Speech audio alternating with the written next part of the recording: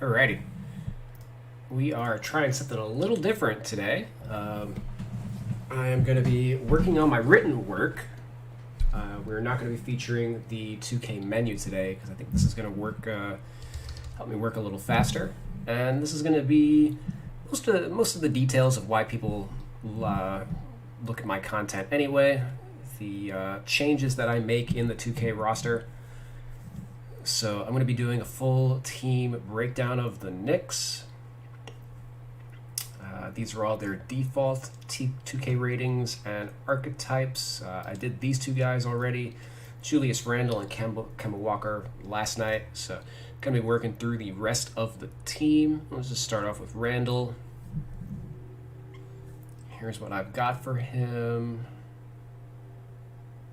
You can see he went up a point, and that 1 point came from badges. I am distinguishing rating and badge difference just because I am curious. His archetype, two-way three-point shot creator from three-level scorer. We can see I posted a bunch of his stats from Basketball Reference. The three-point shot was pretty good for him out of nowhere. This is what the Knicks always thought they were going to get from Kristaps Porzingis. And his close shot was like super overrated by 2K at a 92. When we see his efficiency is not really there. He does have a lot of badges to make up for the difficult shots that he takes and kind of account for his mediocre percentage. He is taking a lot of difficult shots. Only 25% of them are assisted. Offensive rebound, we dropped a lot. He's out of all of his year, last year was like a career low in offensive rebounding, even though he was taking more shots than ever. Part of this is probably just because he's doing a lot from the three-point line that he wasn't before. And they've got his dunk rating super overrated. He only dunked 25 times last year. That's 2% of his field goal attempts. This is very low for a power forward. Basically like Kevin Love territory. So I had to drastically reduce that. There's no way that he should have like 80s in either of these.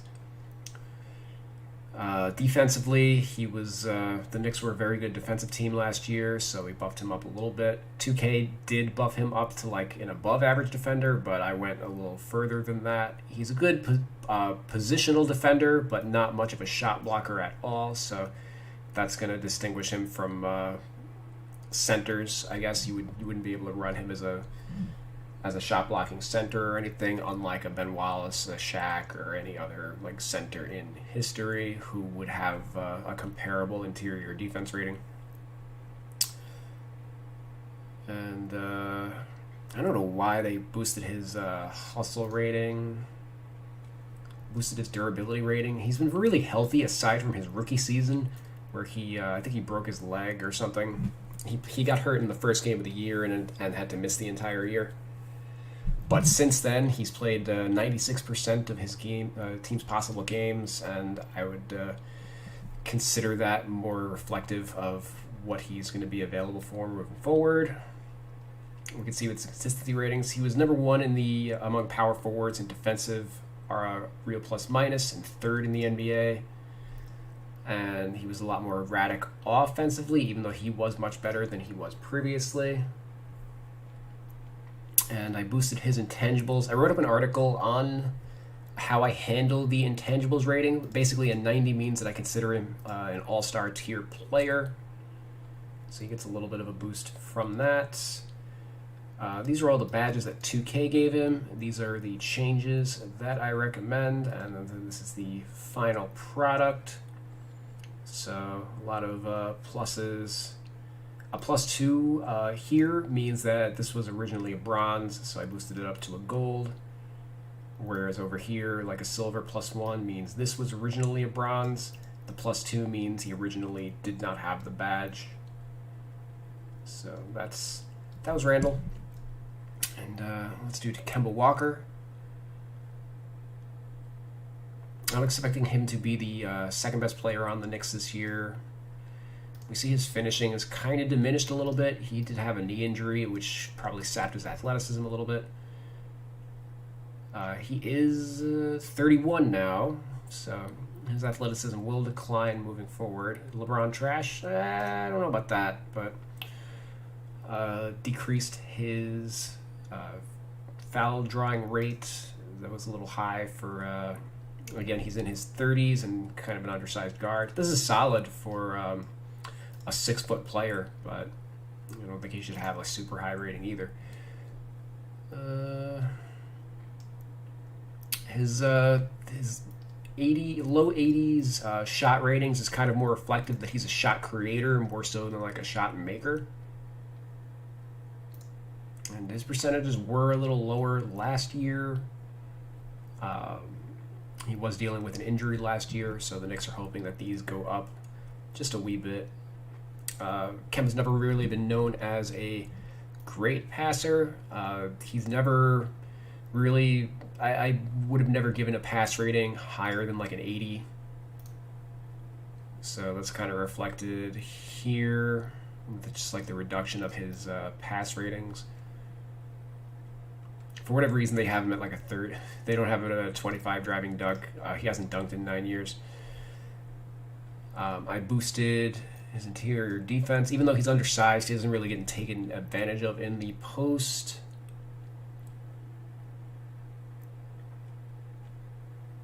His stamina is played fewer minutes per game last year. His age is starting to catch up to him. In past years, it would have been like a 95 or 99, but he is on the wrong side of 30. And similarly to Randall, I'm expecting him to... The Knicks are going to view him as a star, one of their stars. So that's where the 90 intangibles comes from. Badge changes, not a ton. I did boost his ability to shoot off the dribble. I took away... He had a gold clutch shooter, and I reduced that a lot because when you crunch the numbers... NBA.com has like clutch stats available, which I guess let's bring that up. Player Kemba. Oh no, clutch.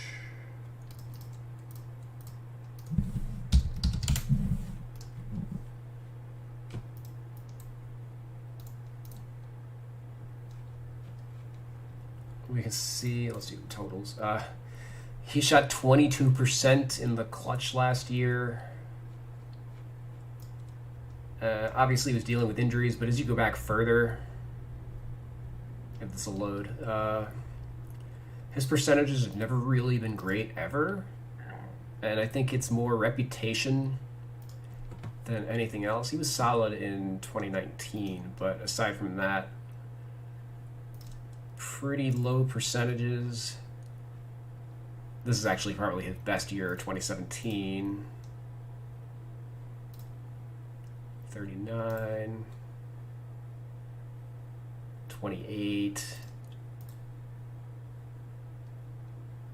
34. 37. And then finally 14% in his rookie year. So he was known for hitting some big shots in college, but didn't really translate to the NBA in terms of like an all-time great clutch shooter like a Kobe or any of those guys. So I was fine dropping him from a gold to a bronze. So those are the two guys that I've done. So let's get started on the rest of the Knicks. I've done an article on the 76ers also, which you saw Tobias Harris.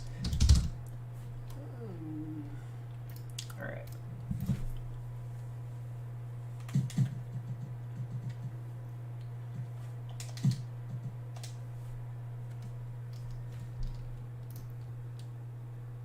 Okay, Derrick Rose, 6'2", 200.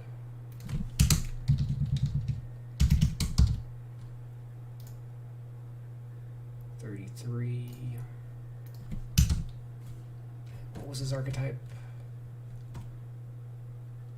Offensive threat.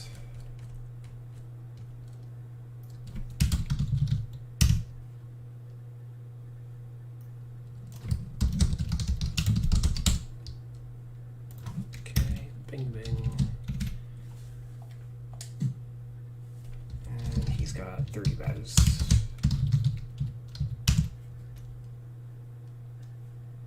Okay.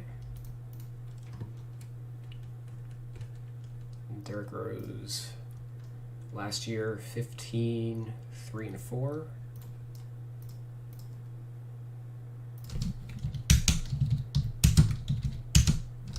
On what did he shoot? 47, 39, 87.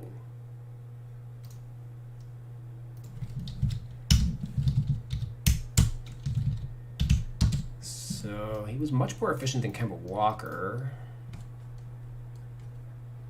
Granted, he probably took a lot more 2s than 3s relative to Walker. What am I looking for? Advanced, okay. 18.3 PER, 55 on 26. Okay, pretty comparable overall to Kemba. 24 assists, 28 assists, okay. AT ratio, 209 of 78, that's pretty good. That is 2.67.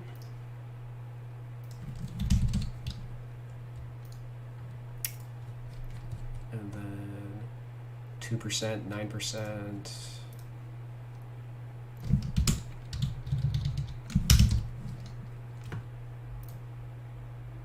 1.9, 1.4.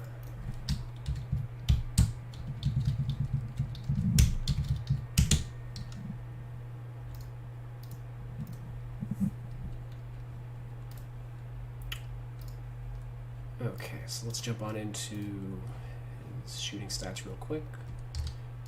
All right, layup 98 of 206, 48%.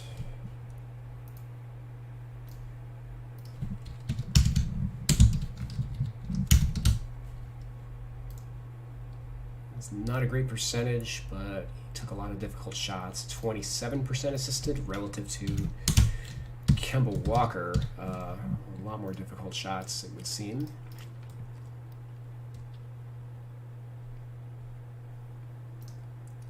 Close shots, that is 74 plus 58 is 132, 275.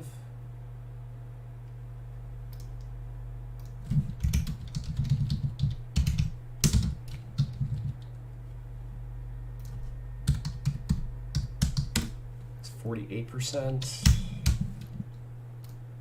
And then assisted, 35 of 132.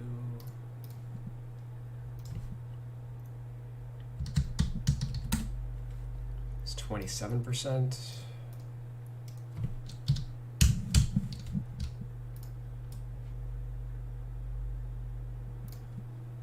Mid 48 of 104.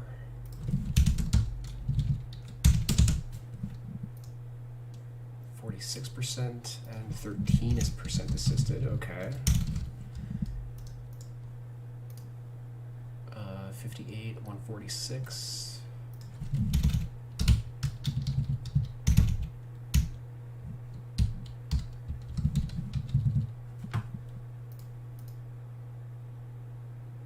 Do 40% and 83% assisted.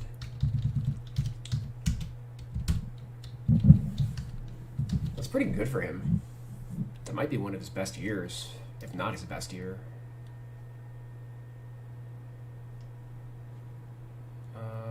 8 of 12 on hook shots, that's worth noting. Anything else I need from this page? I don't think so. No, okay. Okay, let me just get his mid-range percentage, 42% career, but he's been a lot better than that over the last couple of years. 45% over the last 3. Going back the last 5, 44%. So I'm not sure if I have any issues with giving him a high rating.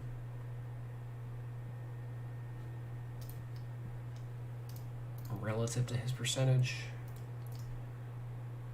Okay, so let me hop into his edit player screen.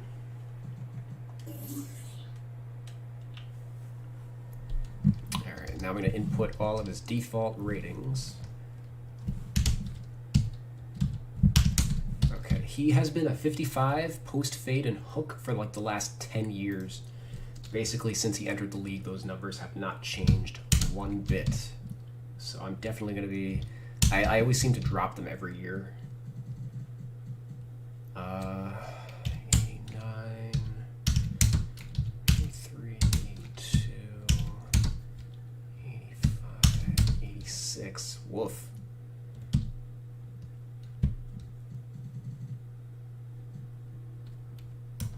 Hold on. So that is a 28%. Let's just fix that.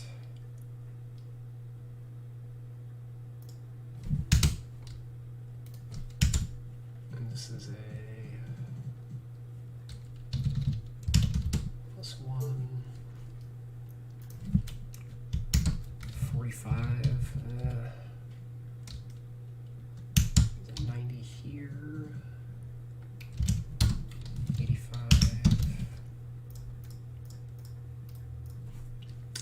Where's the rest of his past stuff? 88 and 83. I don't know about all that. Okay. All right, let's free throw shooting. Okay, 110 of 127.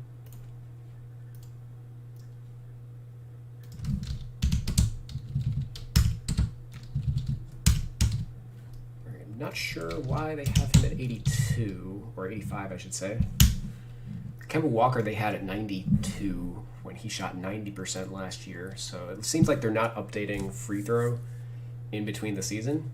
Like, they are whatever they were at, like, the last week of the season. Or something. It seems like a weird oversight, because generally that's something that 2K has updated. But, I did these. Yeah, 93 and 82. Okay. So, looks like that's right on the money. I'm gonna leave that. The rest is a little tricky. Oh, did I? Yeah, I got his. All right, let me see what I gave him previously. 85, 55, 45.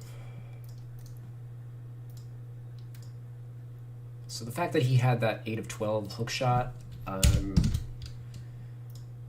going to revert that. 45. Let me actually just see something. Last year's hook shot, 5 of 12. 8 of 17. So I guess he was worse earlier in his career. 5 of 11. Maybe not. Well, I used to use a different data source for my hookshot stuff. It's a now defunct website. I'm trying to remember the name.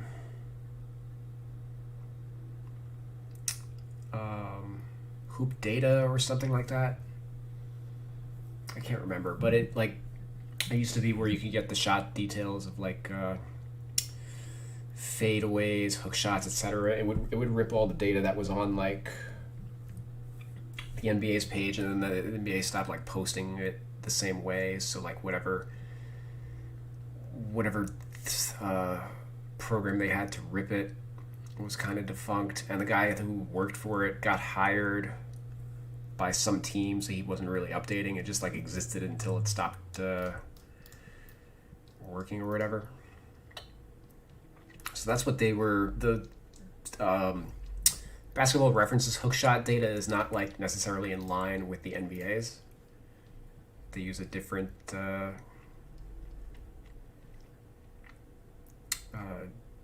they use a different method. But all right, so I'm just gonna do that. Or what? Wrong cell. This one. Oh, whoops. All right, that was the wrong cell to begin with. I'm gonna actually boost this because it looks like he actually is pretty good at hook shots. And I understand this is not necessarily post hook shots, but it does affect his rating, believe it or not. Fadeaways, we will leave that. 45. That I have no issue dropping because he doesn't really post up at all.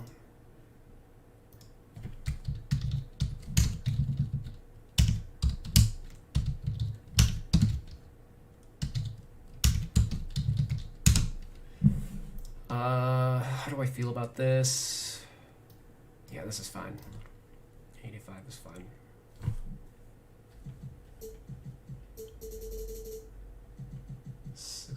Draw foul.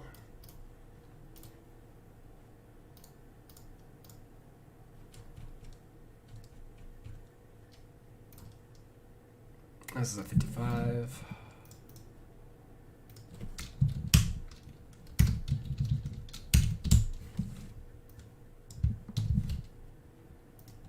Is it? Yeah, 20.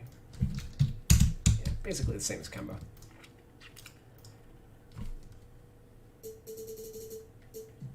Okay, 89 close. What did I give him? This is my cheat sheet from. This is basically everything I did in NBA 2K21 is gonna carry over for the most part. 97, 92. I'm gonna make it a 93. And then 85, 3, and 97 close. Yeah, the 97 close I'm cool. I'm down with. And 85. Yeah, might seem a little sketch, but again, he has taken difficult shots. And 58 threes in 50 games is actually not the worst.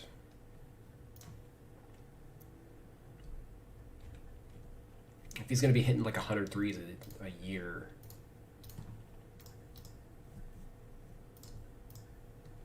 that's pretty solid. Because again, it's not his rating that necessarily matters so much. It's also the badges that he's going to have as well. And Rose ain't going to have stuff like catch and shoot.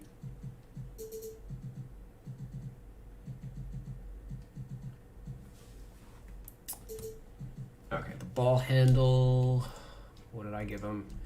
95, yeah, 86 is like really low. Especially relative to the way that I handled and scaled the ball handle rating.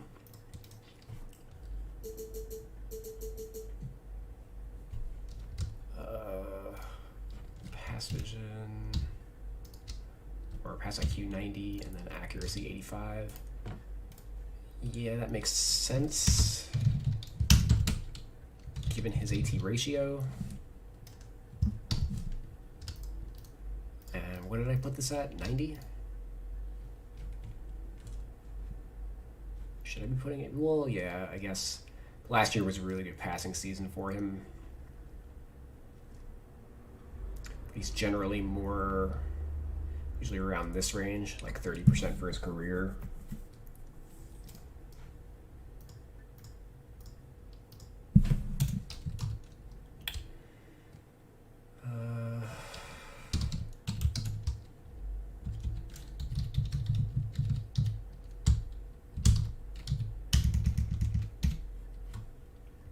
think I'm going to put him in 85.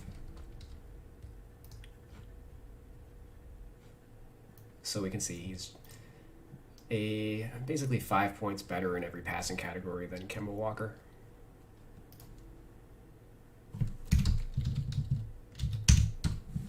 Okay.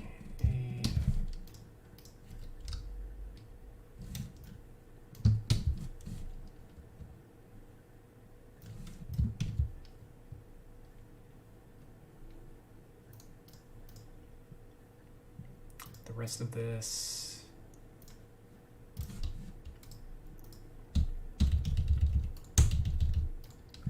40. Yeah, I'll check that out in a second. 98. Is it really 98 and not 99? Let's double check. 3.7, 23, 92. Is he in 97? Hold on. Plus.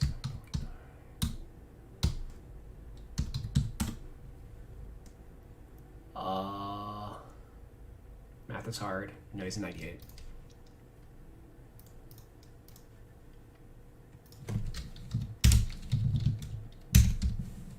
I don't know if you'll be able to bold that though.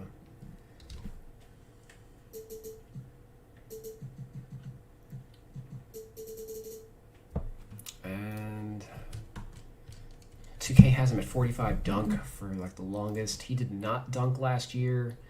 He's generally only good for like 1 dunk a year. He's averaging 1 dunk a year over the last 4 years.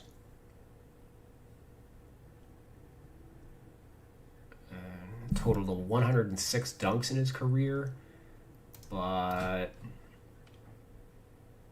87 of them came in his first 4 seasons. So only 19 dunks since then.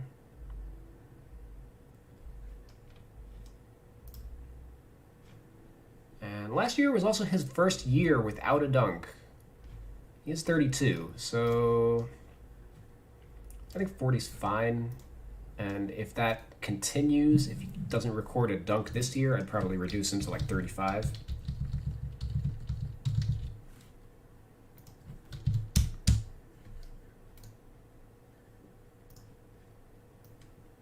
Zero dunks first season without a dunk.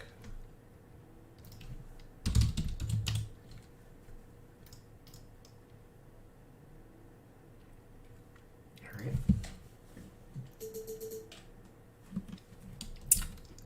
Rebounding. My rebound ratings are usually right in line with 2K, as I've got their formula down pat.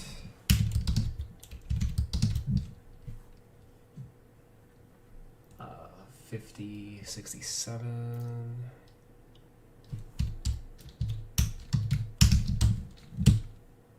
53, 56. 79. All right.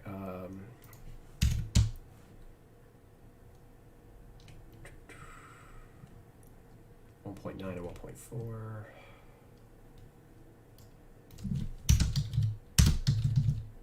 Okay, Rose has always been a good shot blocker for a point guard. I've got 2K's formula down pat as well. Basically, all of my guards are going to come out 4 points lower than whatever their rating is at. They have a weird scaling for the guards, or for most of their, the way they I just am not a huge fan of the way they handle their block rating.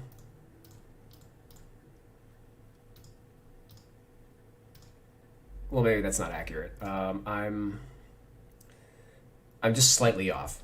That's all. I prefer to follow my scale rather than theirs, for reasons.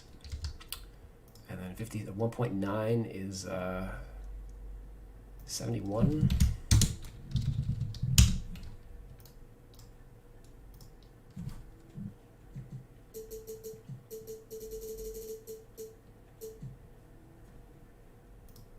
Uh, 67, 50. Just make this an 80. All right, let me see what I gave.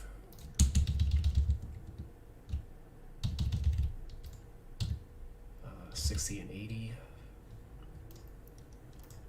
Or what am I doing?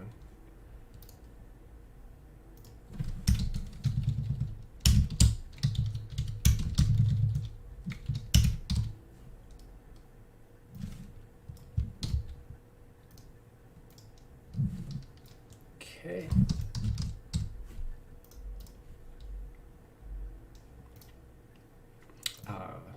Rose has great size and strength for a point guard. He's never really gotten abused on the interior. And he's become a smarter defender as he's gotten older.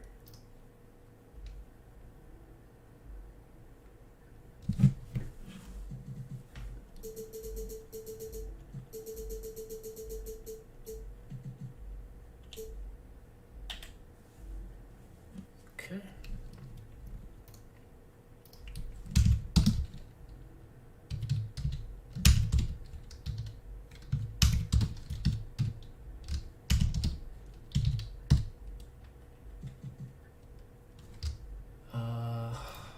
Vertical. 95 vert, not anymore. So when Rose entered the league, I can't believe I actually had him in a 95 for all these years. Wow. It's a bit of an oversight on my part. When he came into the league, he should have been a 95, but given all his injuries and stuff,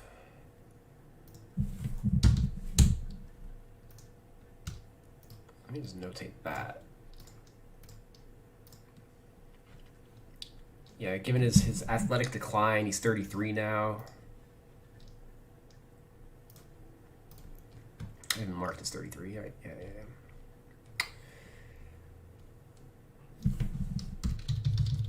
2K's got him at 89 vertical, which is kind of wild. But I think it is okay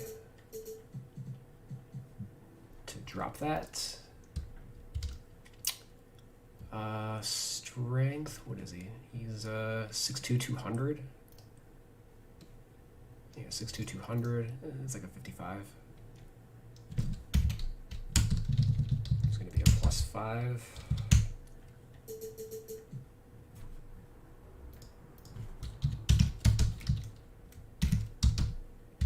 '95 hustle, huh? I don't know about that.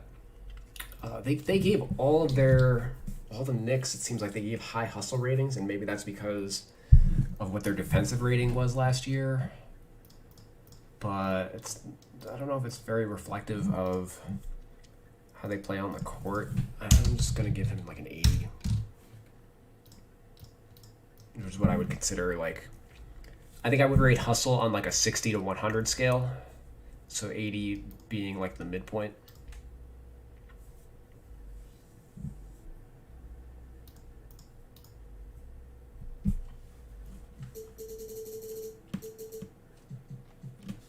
And stamina. I have an 85. That's probably accurate. Regular season starts. Well, never mind. 33 minutes in starts.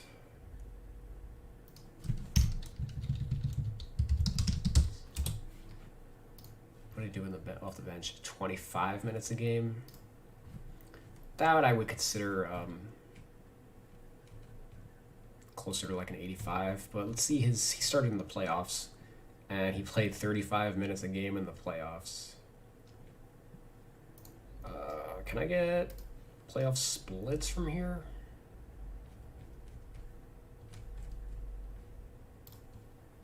No, let's head to his game log.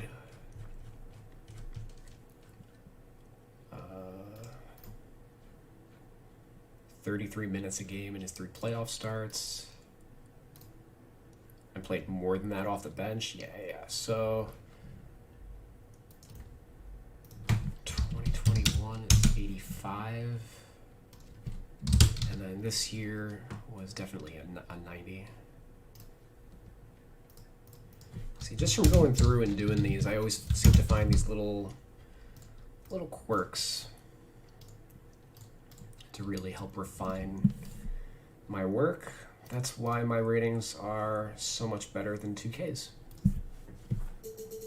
Because they don't have someone that goes through and does it meticulously like this. All right, let's do durability.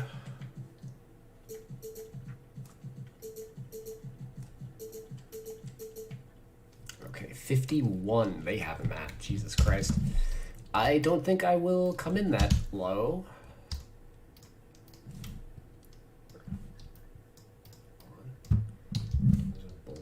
I bold all of the changes I would consider significant. I don't consider this plus 15 steal significant because my steal scale, there's like a 20-point difference between me and 2K. I use their original, the old school scale they implemented that they later on reduced to just because they wanted to reduce steals in the game. They have enough problems with people just spamming the steal button and being rewarded for it.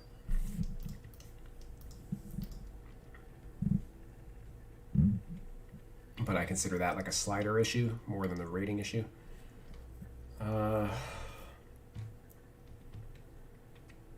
51 durability. So let me just scroll through my doc, my massive document to get to durability. All right, now let's do some math. Okay, Rose has played 646 games in his career. Out of a possible 2, 3, 4, 5, 6, 7, 8, 9, 10, 11, 12, 13. 13 times 82 is 1066 minus 16 games for the lockout minus 10 games last year, and then minus, it was Detroit. Detroit was not in the bubble, so another minus 16 is 1024. Okay, Rose has played 63% of his active games.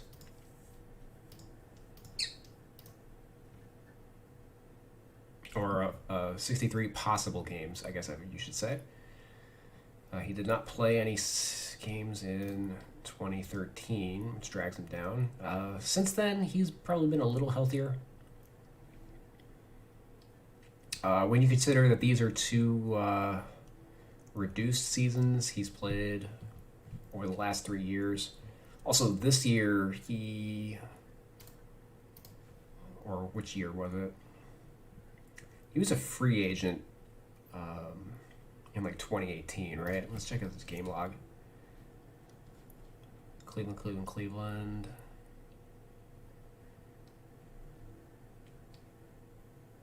Joined Minnesota. Yeah, he was off for a month. Technically, he got traded to Utah and then waived. So he was basically off for a month. So technically, he didn't really miss those games. But it's not a substantial, what am I going to do? Docking 10 games from this total isn't going to change a ton. It would be,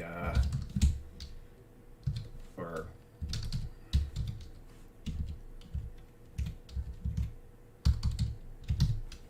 64% instead of 63. I'm still going to give him like a 65 durability. 1024.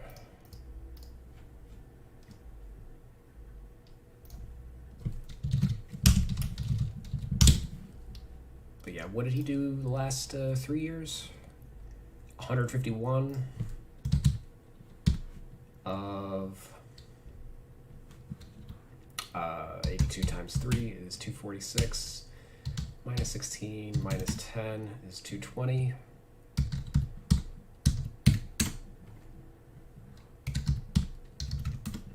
He played 69% of his games the last 3 years. So he's a touch healthier than he used to be. Like, I would give him a 70 now if we're going to ignore all of his past injury transgressions.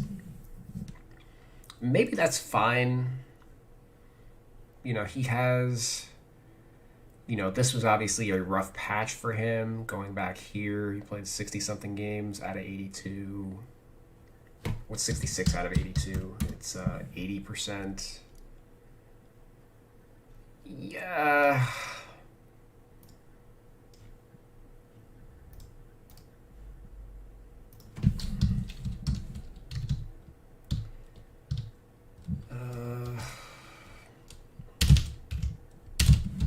69% in last 3 years.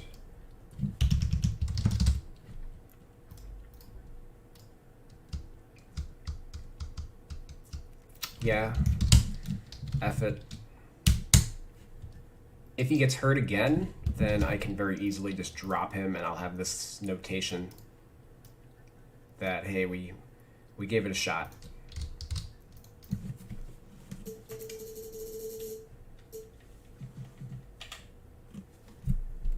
Okay.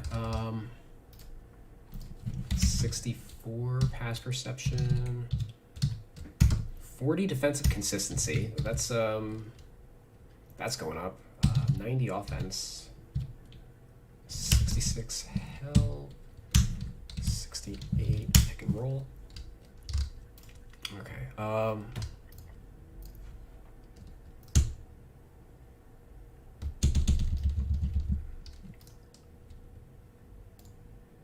Okay, the 40 is the same, and the 98. 90 is actually a drop from 98 last year. 66, 68. Yep, those are all the same.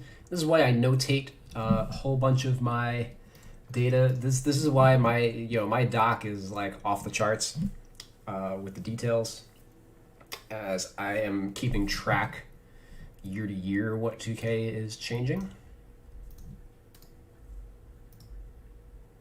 And that is a 60. I already did the intangibles in my doc.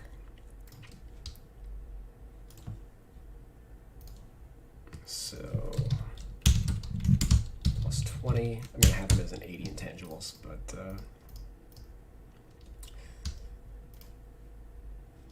oops, hold on.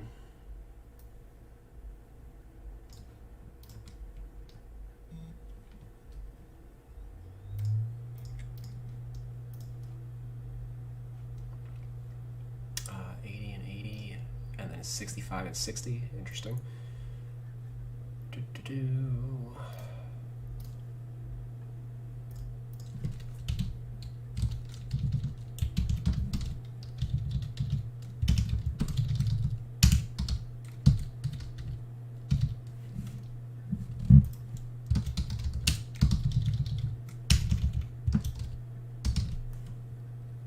Okay. I consider Rose above average with his defensive IQ, which is not atypical, or not. He's an older player. He should have a higher IQ at this point. He's been playing defense for 10 years.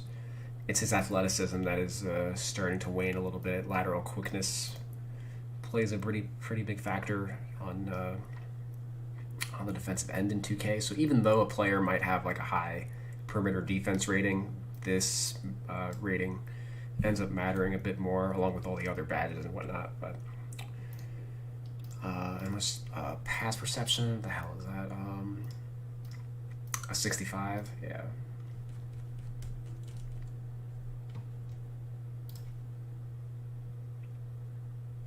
Which Rose generally not a known for his steal acumen, but the last 2 years have actually been his best 2 seasons. So I have accounted for that. Let me just make a little note.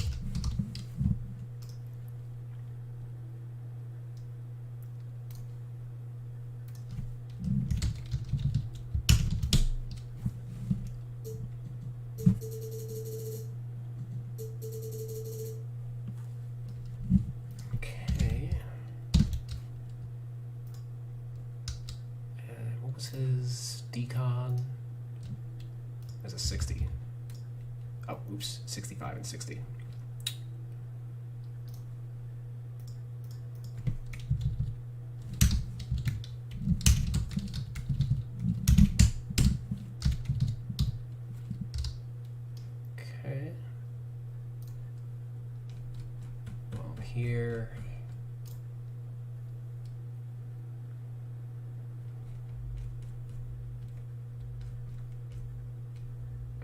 no news. RPM.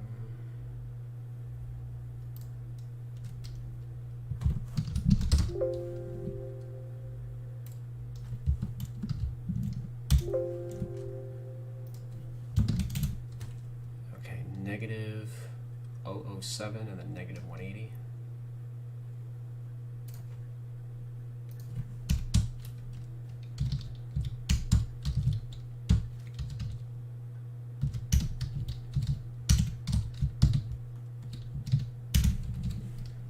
Sixth among point guards. And then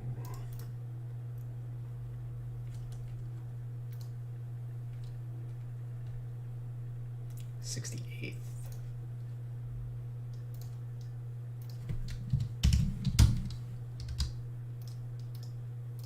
Okay, so I don't consider him like worst in the league defensively, but definitely below average.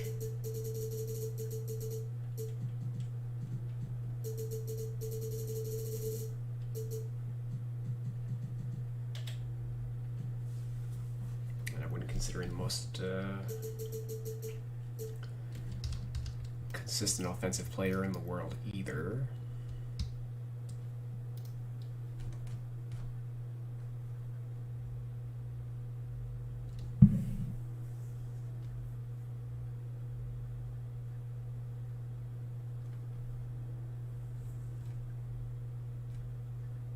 Certainly he was pretty good down the stretch. Let me just see his splits, because I'm curious. Did he get better as the year went on? He did. Oh yeah, especially the last, like, leading into the playoffs. Rough, yeah, kind of a slow start.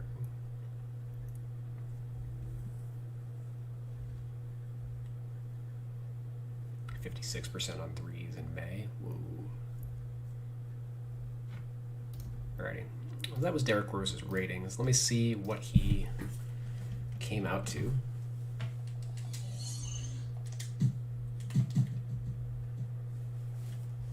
Two-way threat as opposed to offensive threat.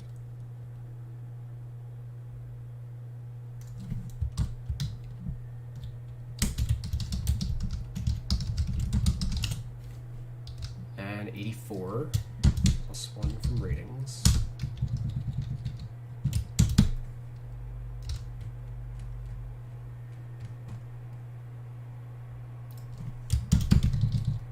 So far, the same rating as Kemba Walker. We haven't done his badges yet, so let's jump into that.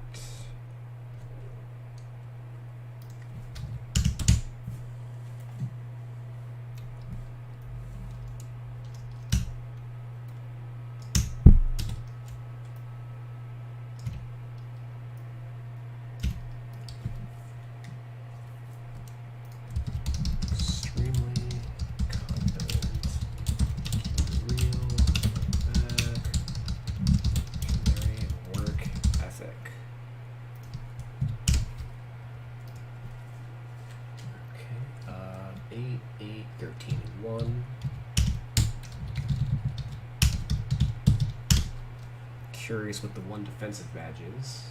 Alright, so Q-Dropper Gold, Acrobat Silver, Fast Twitch Silver, Fearless Finisher.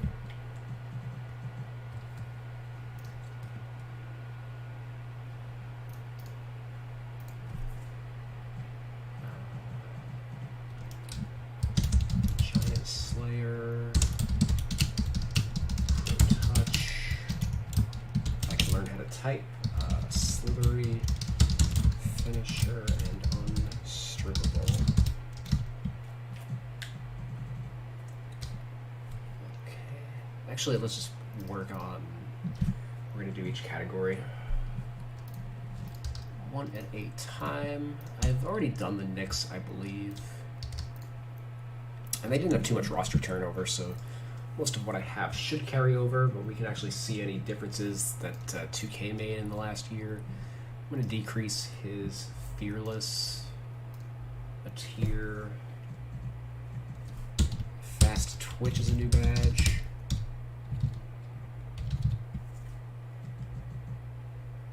Everything else, and Unstrippable, okay.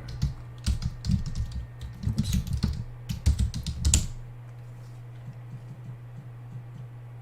Everything else looks the same.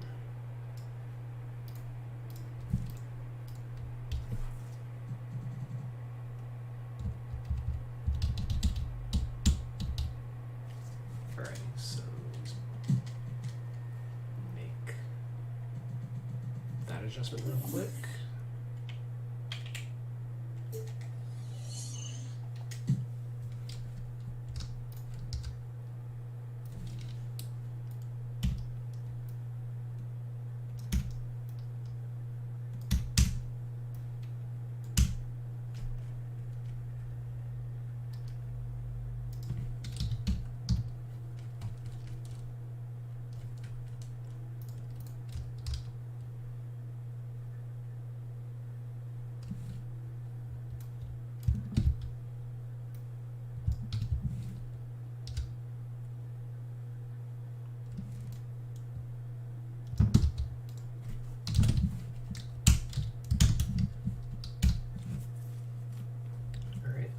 Shooting badges.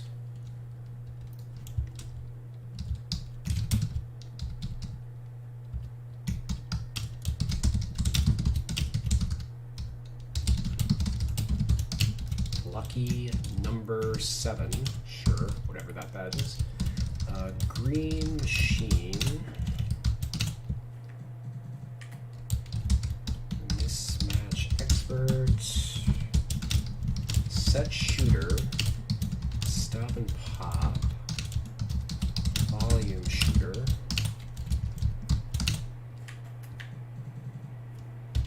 okay.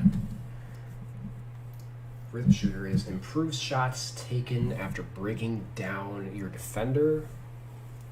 Yeah, that's probably fine. He takes a lot of shots off the dribble after breaking down his defender, so sure, gold. The rest probably already crunched, so let's slide on over.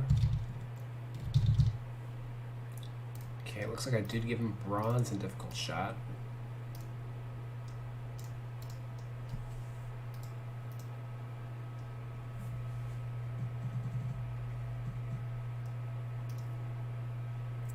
No other changes.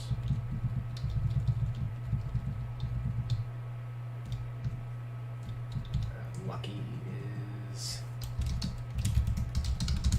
silver. Looks like we're just adding in the badges that they added to the game. Set Shooter bronze.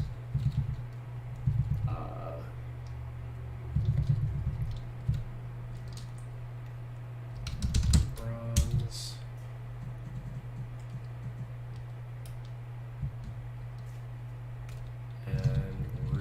Gold. Okay.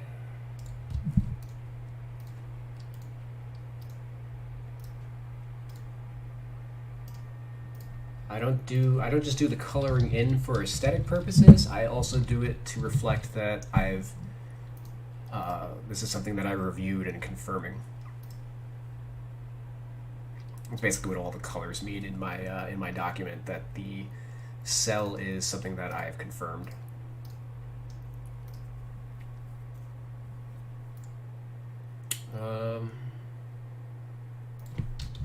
Just adding catch and shoot. Yeah, right.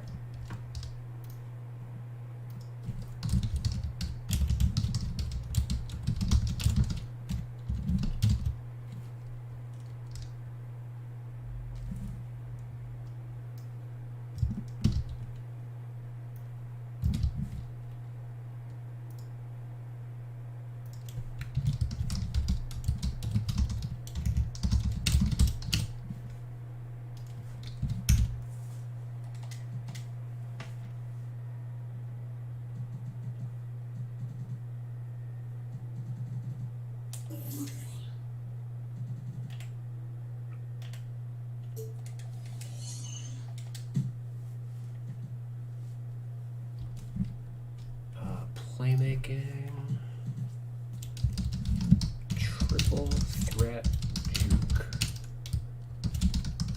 Bullet passer. Hill. Glute hands.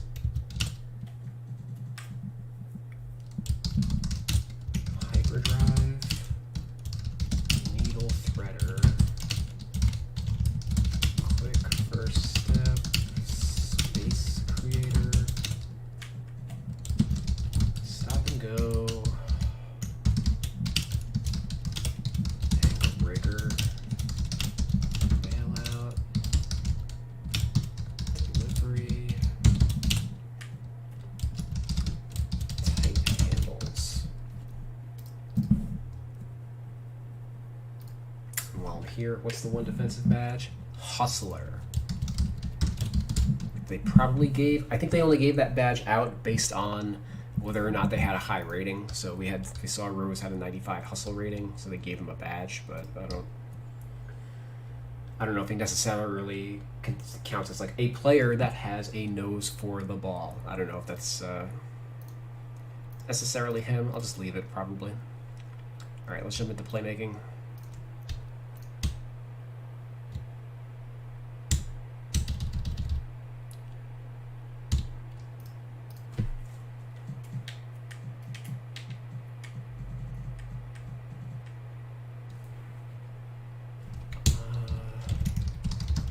That's a typo. Maybe that's something they added for him. Tight handles improves a player's ability to break down their defender. Probably something he should have had this whole time.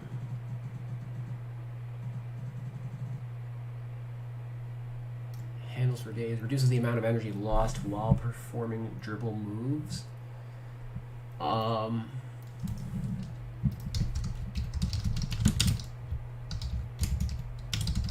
gonna add that. I don't think there's any reason for Kemba Walker to have a gold and for Derrick Rose to not have any badge whatsoever. So we'll do that.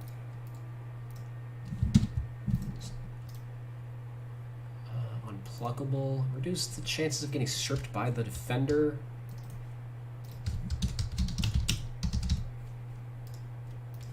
Give him a bronze there too. Anytime I'm not not really sure, I'll just default to giving them a bronze. A bronze doesn't improve the quality super much. Like consider it like a 2% improvement or something like that. Or like reduces the odds of getting stripped by like 2%. It's not like a super meaningful amount, but it does matter. Like think of it like bronze 2%, silver 5%, gold 10%, and then Hall of Fame is like 20% with a lot of these badges. So it's possible that I want to make both of these silvers, but I just want to kind of go through the rest and figure things out. Silver here. Chain we could probably do without. Juke, he had a gold. Space Creator, silver is fine. Quick first step, I actually decreased. Downhill, silver. Improves the ability to quickly chain dribble moves together.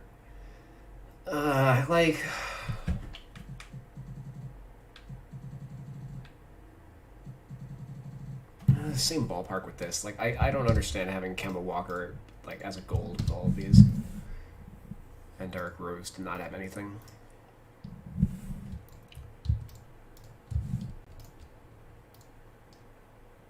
So handles for days, quick chain, and unpluckable. And let me just see.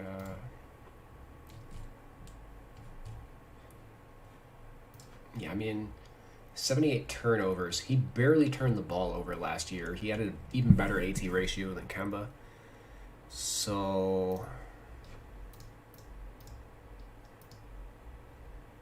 yeah, I think at the very least, unpluckable bronze is fine. All right, let me just add a couple things.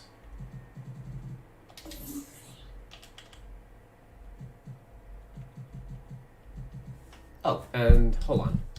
That was just his dribbling. Where's his passing?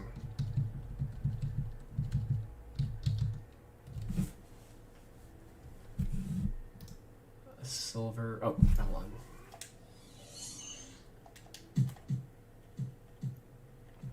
I've got so in my doc I've got all of these things classified. I consider like post handle, post passing, regular passing, dribbling, just to keep things kind of organized, because it's the way the 2K has it structured. It's, you know, very haphazard, so it aids in my ability to evaluate the various skills of players. So right now I've got glue hands classified as like a post skill, but I think it probably should be a general skill. And they're probably just similar to like they were giving hustle rating, the hustle badge, to players who have a high hustle rating. I think they're just giving glue hands to players that have a high hands rating.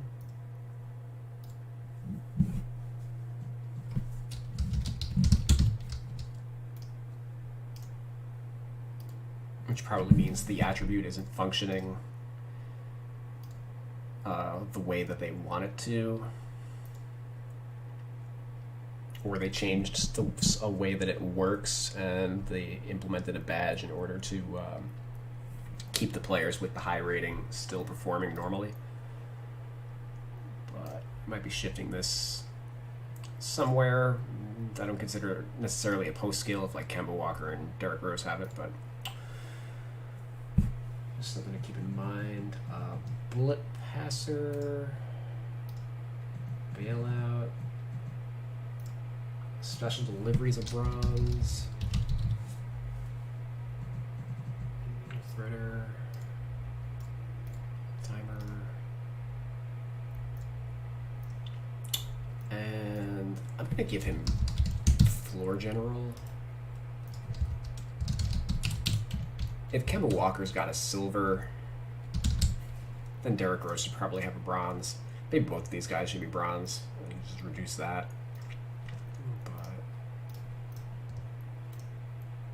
In fact, that's actually a consideration. How many guys did I give a high floor general to? Gold, silver.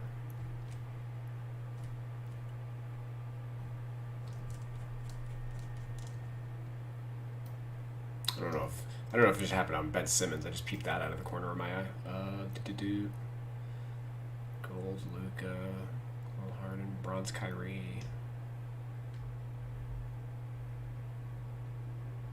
Some of these guys I haven't done yet either. I don't know if I'd give it to gold Damian Lillard, or gold Curry, for that matter. I'm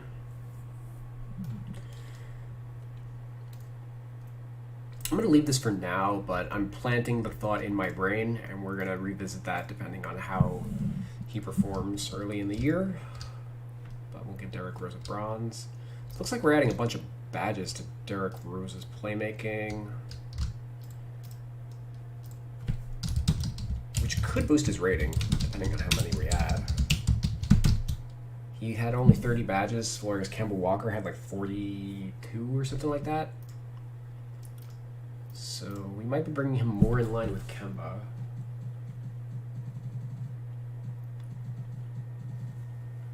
What was it?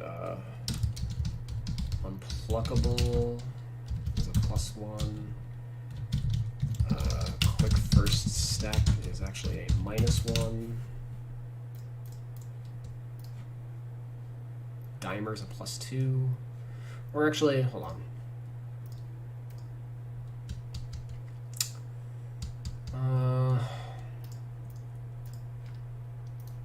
Kind of on the fence on that one.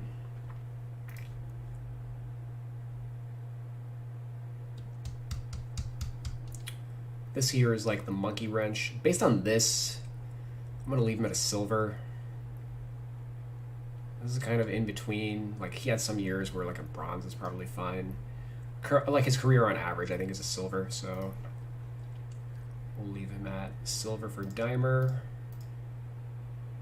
I'm gonna add floor general. I got that.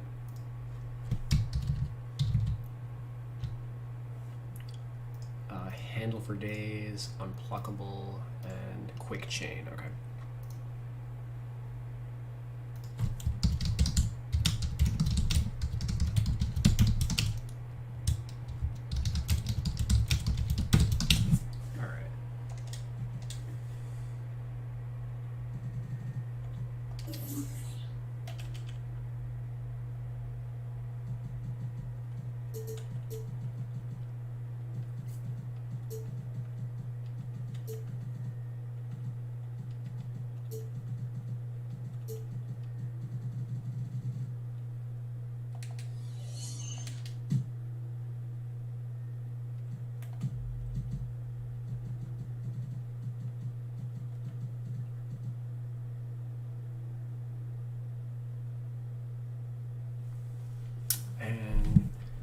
Special delivery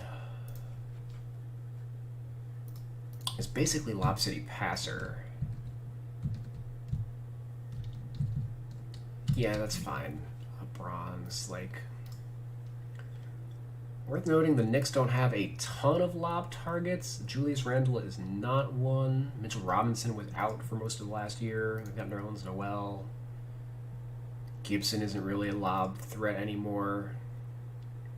Jericho Sims will be, but he's on a two-way, so he's really not going to play much once Robinson's back. So a bunch of guys with bronze. I don't know how much that's going to come up. I guess I can actually visit my tendencies page, because that's right, I'm a fucking maniac. Yeah, 53 alleys for Nerlens, 51 for Mitchell, 17 for Obi Toppin. Oh, that's right, Obi Toppin doesn't play a ton, but he has a little bit of a dunk machine. Yeah, I'm sure everybody who stuck around to watch this is going to like feverishly be screenshotting the shit out of this. Yeah, 3 guys on the team that catch lobs.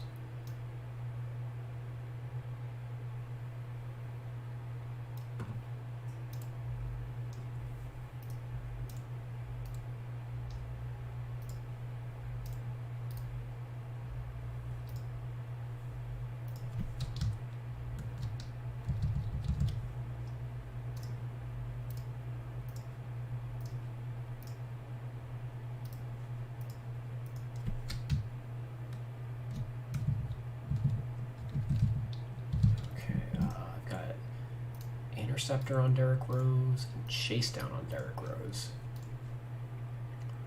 which I guess he last year must have been picking off a lot of passes for me to give him that. And the chase down, best shot blocking year of his career, sure.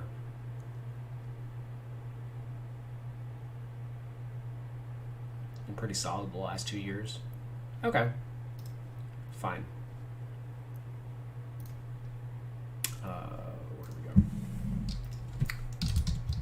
Interceptor +1 and chase down artist.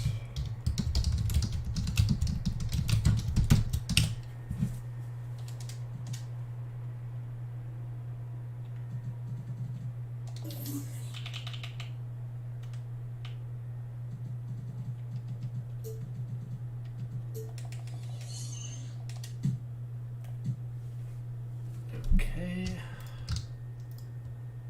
That is a lot that I just added.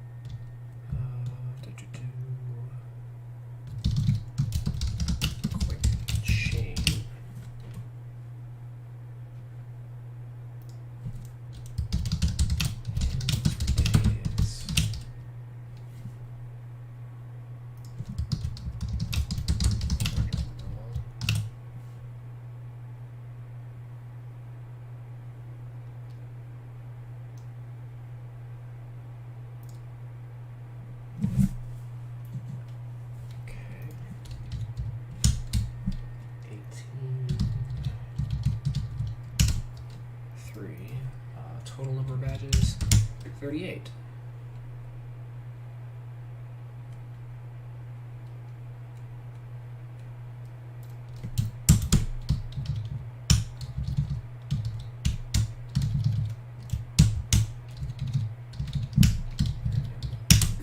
Rose comes in at an 85 overall, which, again, 18.3 PER versus Kemba's 17.7 PER. Kind of mentioned all throughout this that Rose had like a marginally better year than Kemba Walker.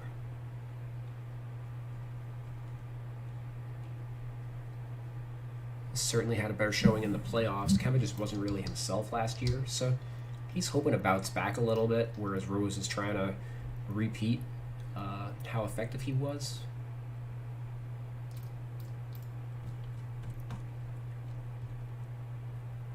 This probably means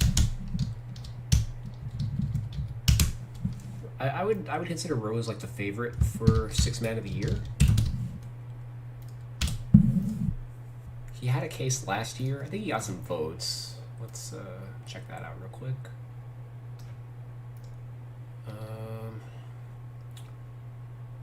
Let me just click here and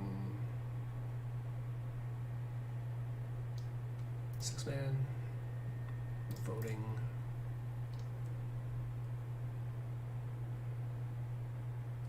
No, not for. Well, okay. He was in the MVP conversation, apparently. Never mind. Somebody. Who the fuck? I don't want to know. I don't want to know. Okay.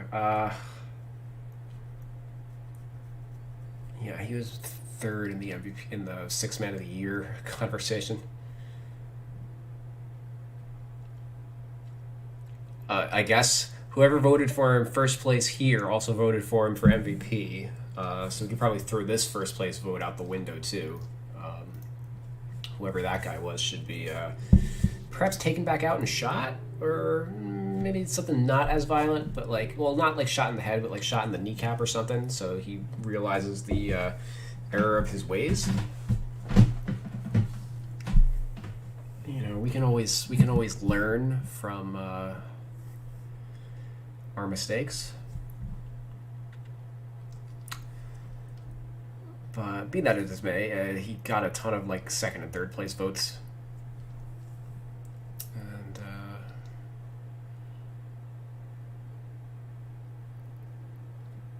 yeah, if the Knicks are basically the Jazz had a great record last year, so if the Knicks have a move up in the standings, Rose might get a little bit more credit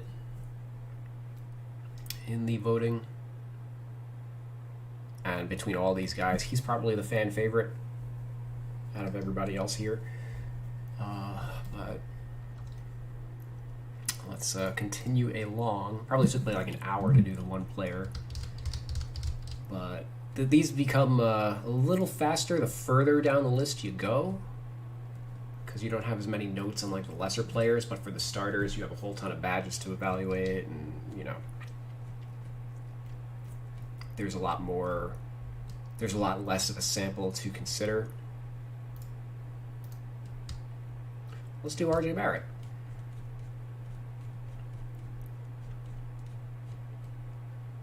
And I'll just use the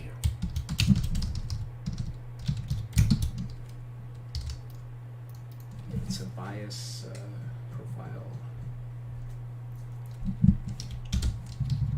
6'6", 214, age only 21 years.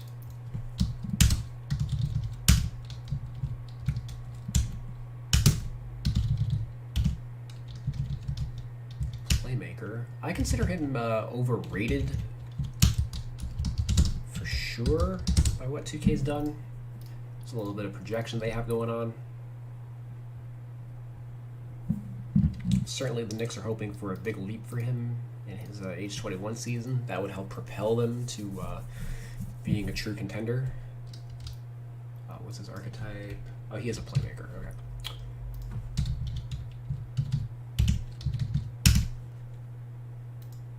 Okay.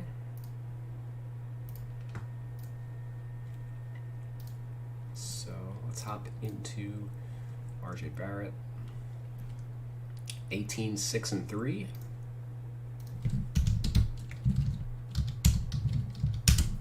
On 44, 40, 75.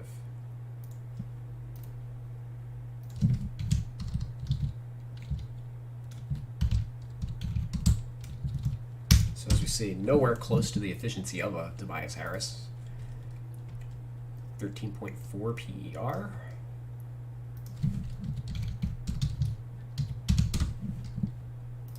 Uh, 54 TS on 23 usage.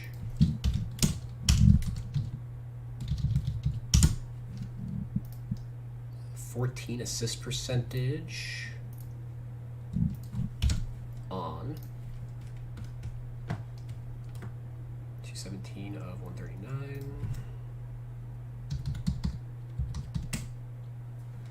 156 AT ratio. It's not really great. It's okay. 3 orb, 15 derb. It's about average for a small. And then 1.3 and 2.3, 1.1 and 0.8. Oof.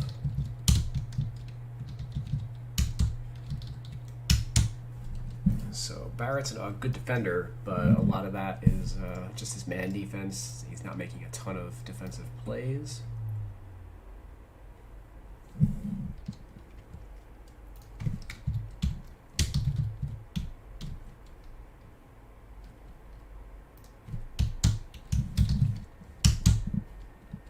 Okay, just filling out. 3 orb, 15 derb.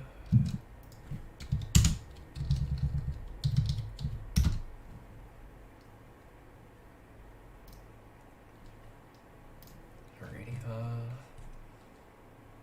206 of 276.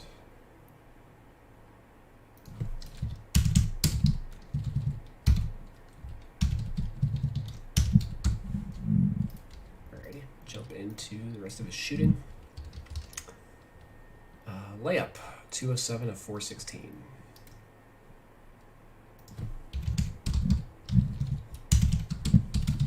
Which was 50% and 33% assisted.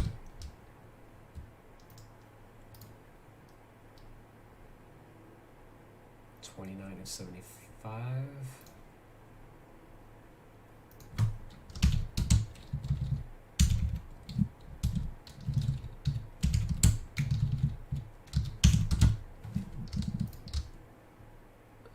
$111.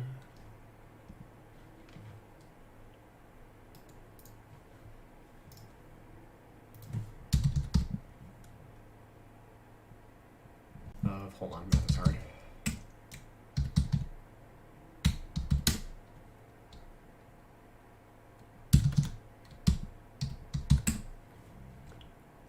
Oof, disgusting. All right, 111 to 351 is 32%.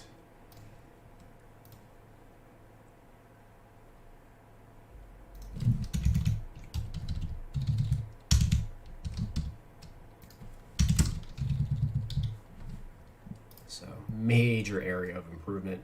31 versus 111.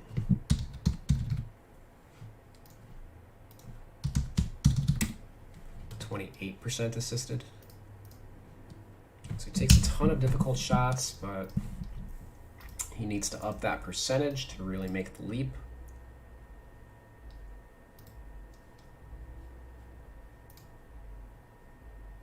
And then from 3, 132 of 337.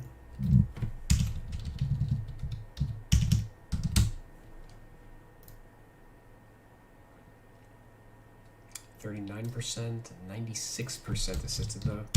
So most of these are catch and shoot. Not really breaking people down off the dribble as of yet.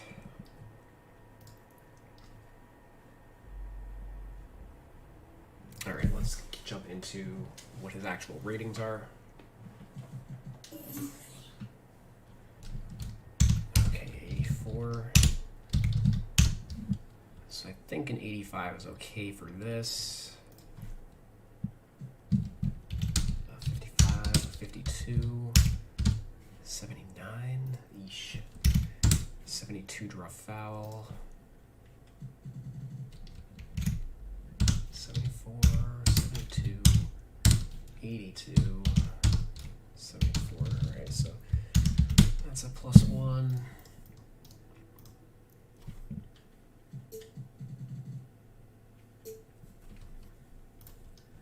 Hook shots, 3 for 9.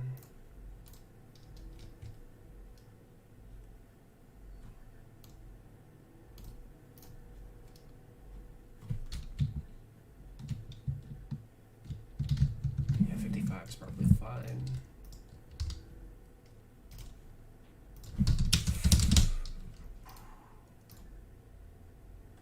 Yeah, we'll update that to 85.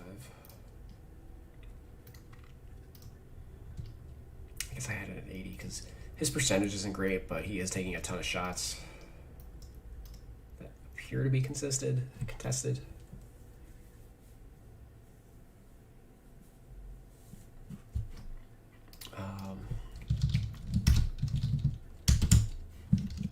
Give him a +10.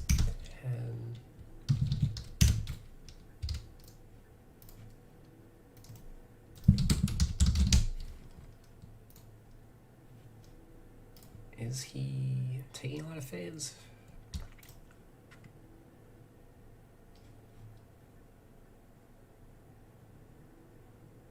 Not really.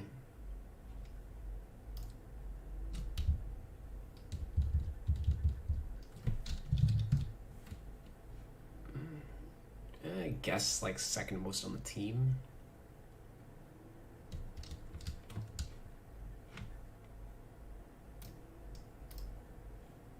Probably has some room for improvement. Let's make it a 60 rather than a 65. I think I'm okay with that. Oops.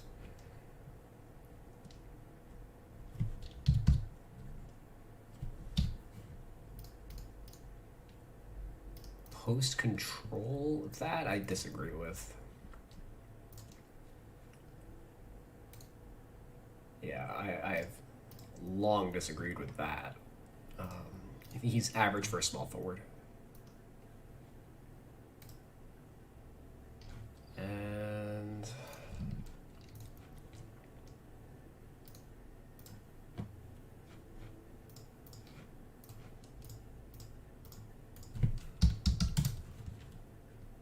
yeah, 2% of his offense. And what's his efficiency? Like, that's fine, but again, 2%, 0.4 possessions per game. We're talking about 26 possessions over the course of a season. 1 possession every 3 games. Like,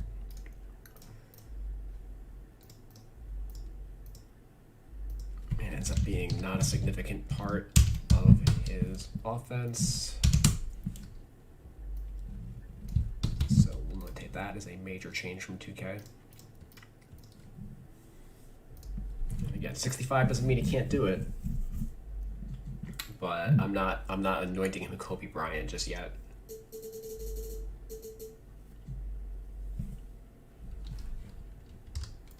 Uh, 72 draw foul. What's his draw foul? Actually, much better as a rookie. Kind of went down a little bit this year. Hopefully he bounces back, but it's like a 65.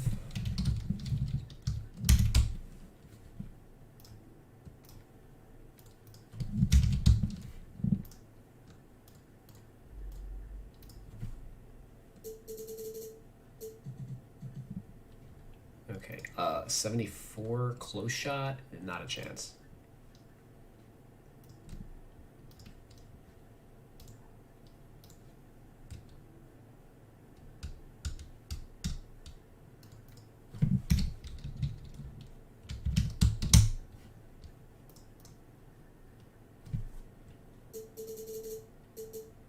He'll recover. He'll make it up with badges. 72 mid-range. What is he for his career? Career 35%. So 72 makes more sense with that, but like, it was pretty brutal his rookie season, then better in his as a sophomore.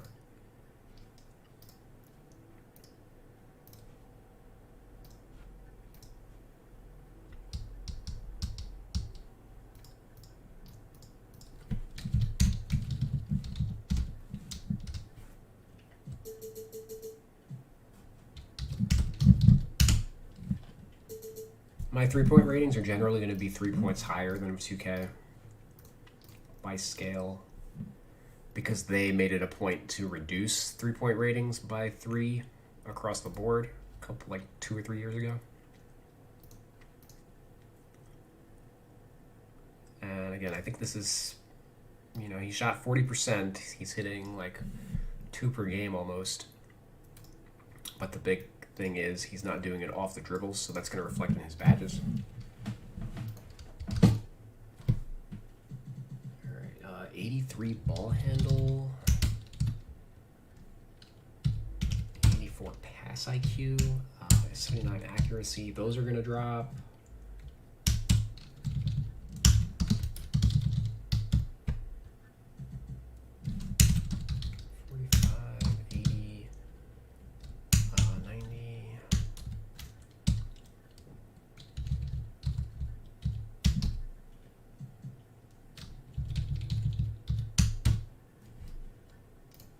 So that 98 shot IQ, I don't know what the fuck they're smoking there. It was like an 83, right? Yep, 83.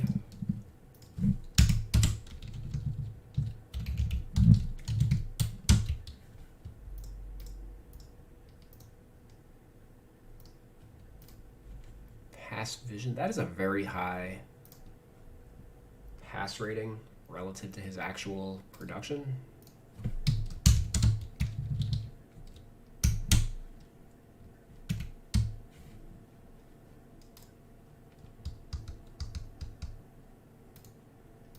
Is there like a particular reason? It didn't get better down the stretch.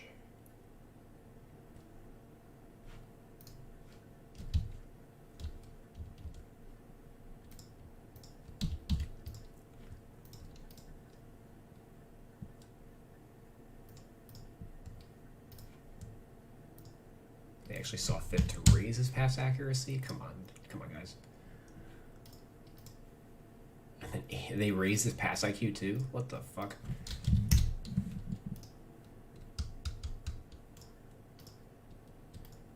And then 66 is just tied from what it was last year.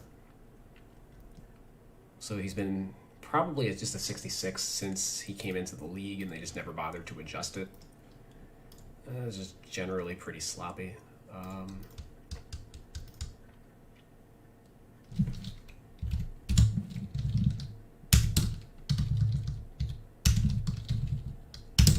Alright, big reductions to his pass ratings, so let's bold all that. What did I give him for ball handling? 85, that's fine.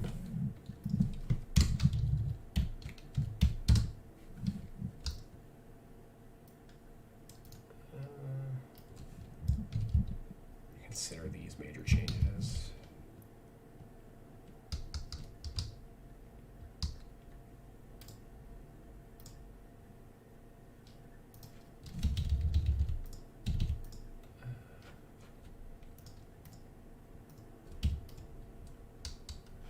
Driving dunk.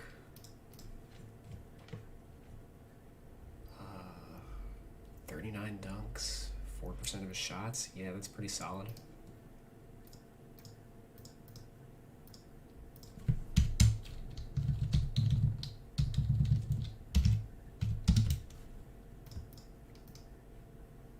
We can leave that as is.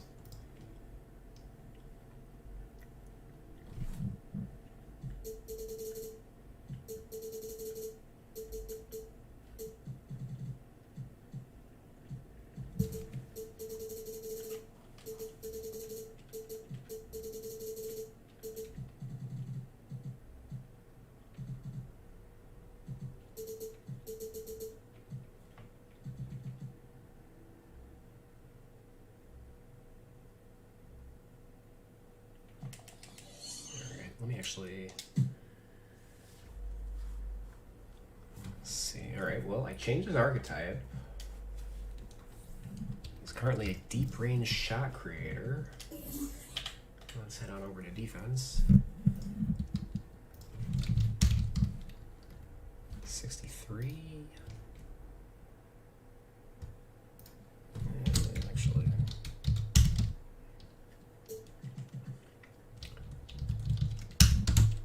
58, 77, 45, 38, 75. I can already see this as a -2, and this is a +21.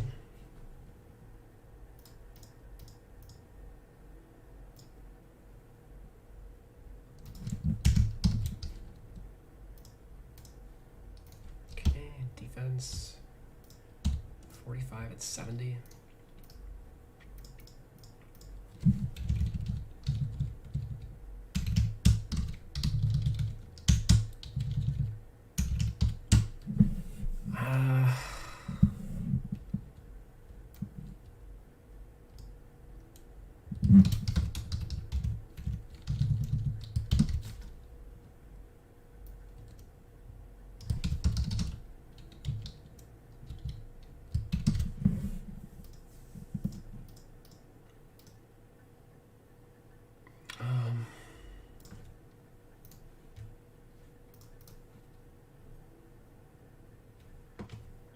Where's Barrett?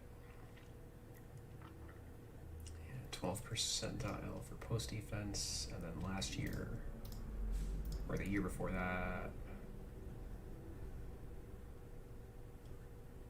basically the same ballpark.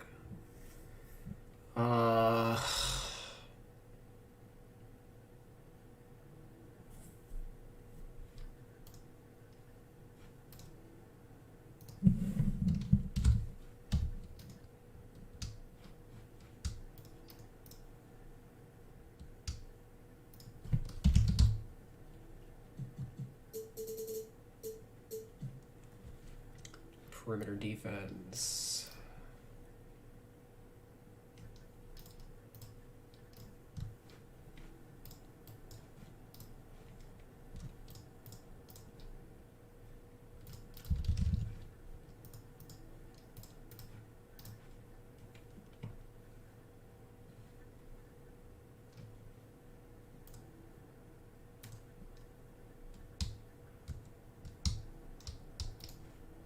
Yeah, I think 70's fine. Probably makes up for it in, yeah, he makes up for it over here.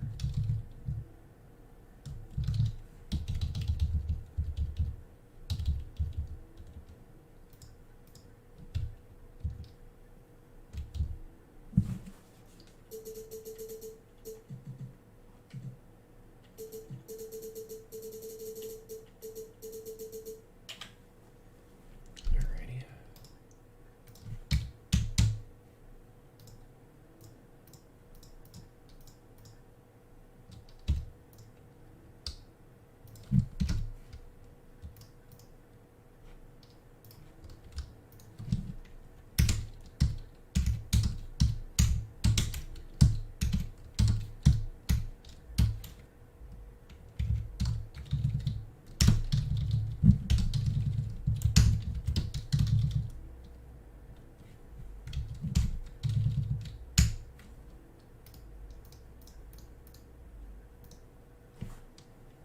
Those are some pretty favorable athleticism ratings.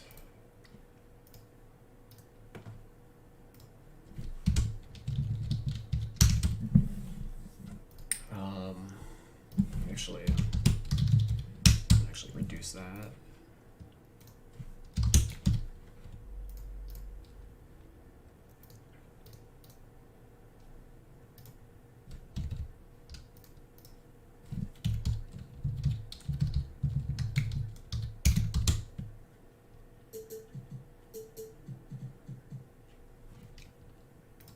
.76 strength. I don't know about that. 80 hustle.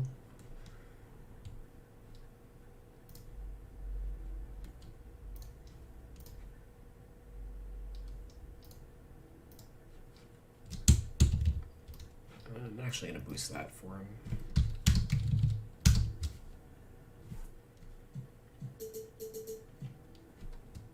.95 stamina.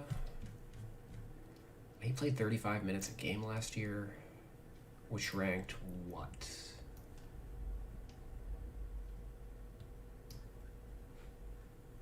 14th in the NBA?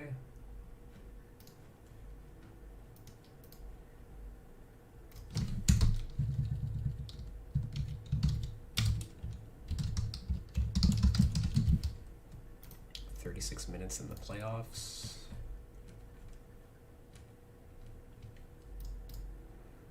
.32 minutes a game in the playoffs.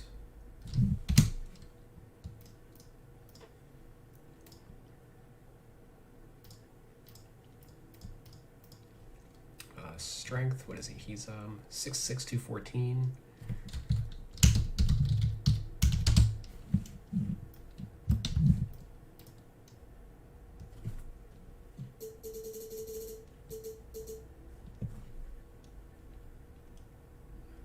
And then durability, this is probably going to be like 95. So he played every game this year. And then last year was, what, 56 of 67? So 82 times 2 is 164, minus 10, minus 15 is 139.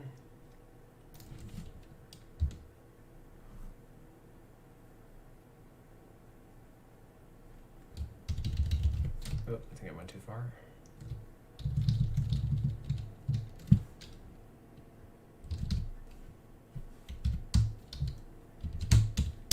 Okay, 92. Oh, he comes just short of a 95.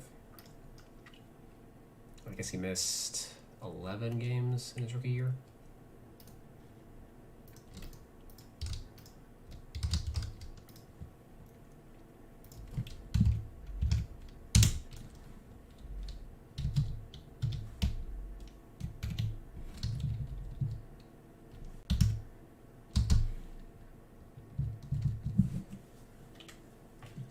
I'm going to round up, as I think anytime a player plays all 82 games or all 70, whatever it was, in today's game where there's a lot of load management and whatnot, I think I want to just reflect that.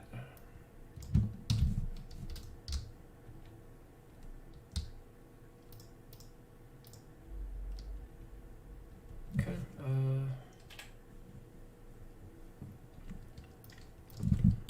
64, 65. 95 offensive consistency? Okay. 69. All right.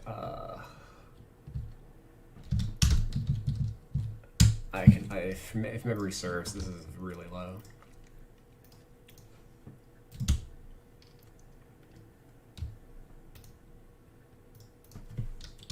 Yeah, they have him at a 95, which is fucking hysterical. At least they have the good sense to boost his defensive consistency to 65. We're gonna max that out.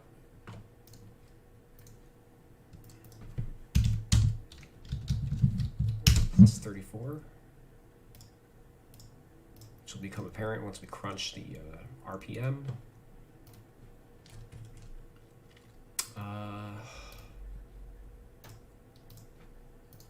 It doesn't get a ton of steals. I'm gonna put -4 for the perception, and then these are pretty much unchanged from year to year. Oh, wrong player. Never mind. 64. All right, so they boosted his help defense by 5 points, but I'm going to take it further than that and go a plus 11. And then what was his pick and roll? Also an 80. And we'll do a plus 11 over here as well, which helps make up for me docking him at one-on-one perimeter defense. And then this is an 80 from a 98. All right, so minus 18. They maxed out his intangibles to get him to an 83. So we'll see where he lies. Let me just look up his RPM for completion's sake. So they have him listed as a shooting guard. 3.00 and then negative 2.32.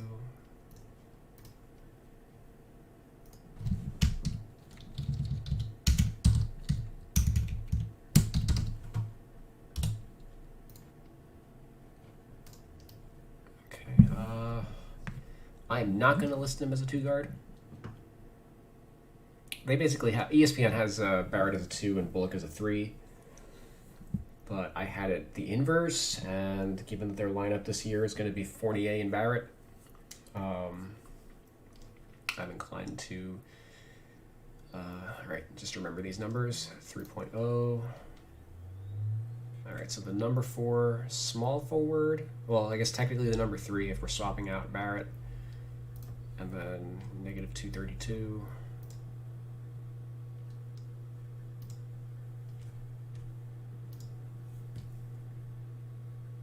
Yeah, 90th. Basically the worst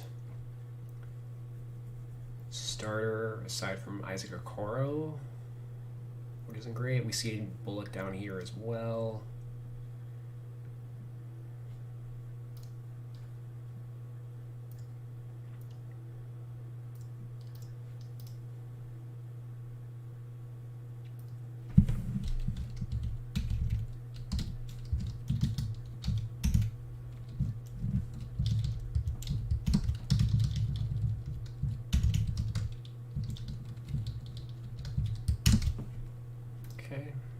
How many small forwards are there?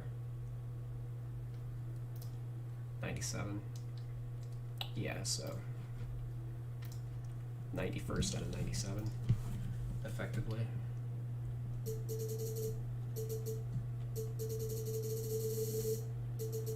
So if you can improve on that,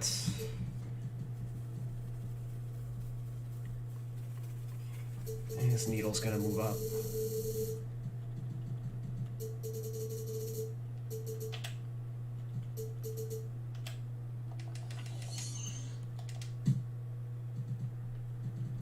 But I've got, it's a little unexpected. I dropped Barrett down to an 80.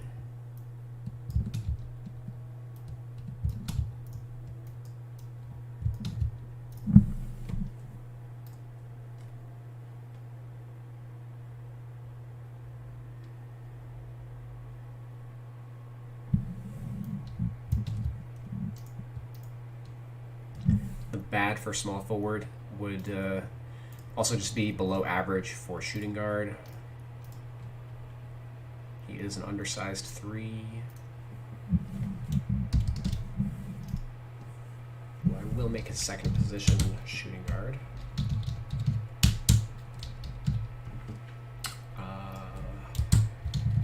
Playmaker, as mentioned earlier, his pass ratings way too high.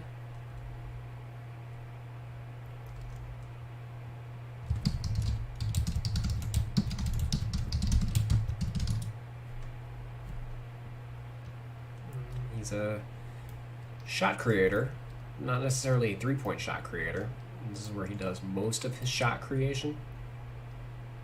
And if he improves on his efficiency, particularly from here, from like the floaters and everything, it would do wonders for his efficiency. He'd probably be like a 15 PER player with like a 56, 57 true shooting.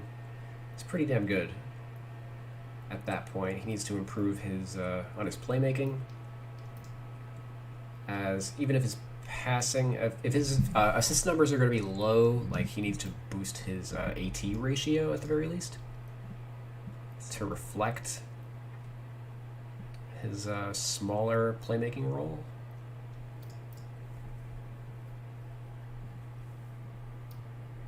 Maybe more minutes with in the lineup with like a true point guard like Kemba or Derrick Rose will help in that regard. But yeah, so far -3 for Barrett.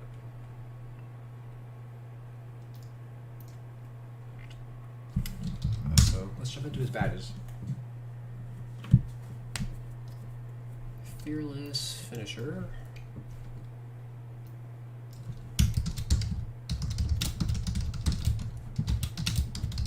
Posterizer. Slithery finisher. Strippable.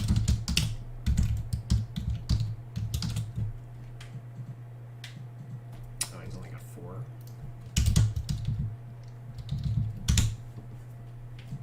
Shooting.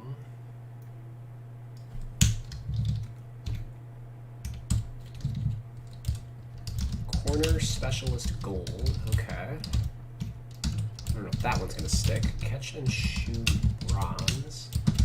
Difficult shots. Green machine. Hot zone hunter. Rhythm shooter. Slippery off the ball. Sniper.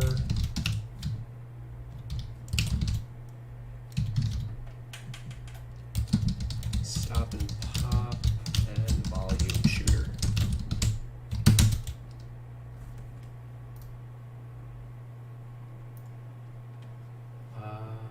Wish I had a timestamp on this comment. I haven't been paying attention to the comments and chat, but hey, what I missed?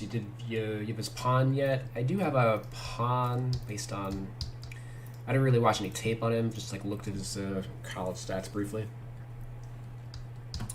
and came up with something. Once 2K adds him to the game, I'll just copy and paste, add him to my roster, and then from there give him like a true edit. But I didn't want to spend too much time on a guy that I'll be like re-adding and using different defaults for and whatnot. Playmaking.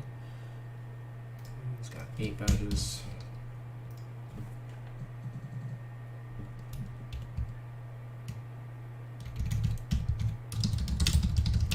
Good hands, bullet passer, bailout, break starter,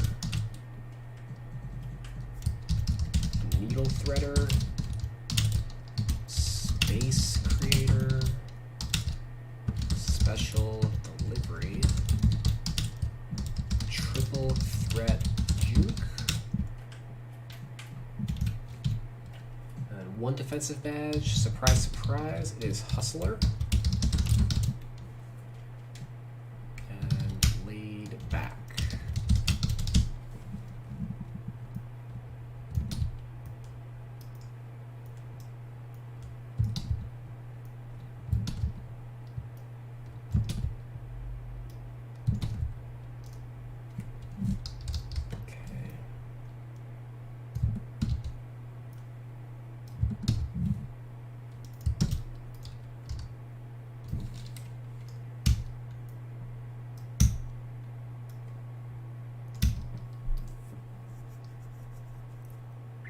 Alrighty.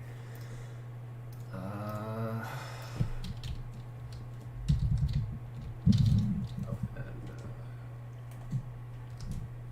4, 10, 8, 1. Alright, fearless finisher. Kind of figured I was dropping that. I added acrobat and teardropper. Okay.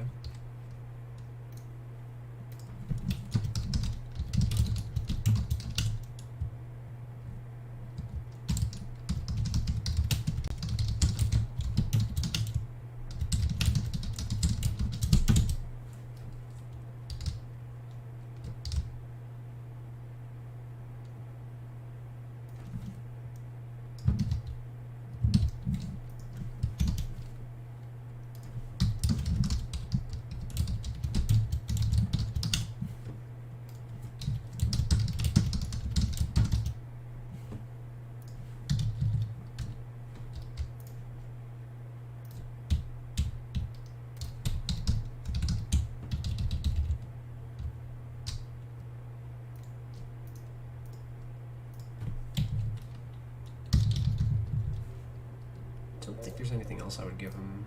What is fast twitch again? Speeds of standing dunks are blah blah. Nope.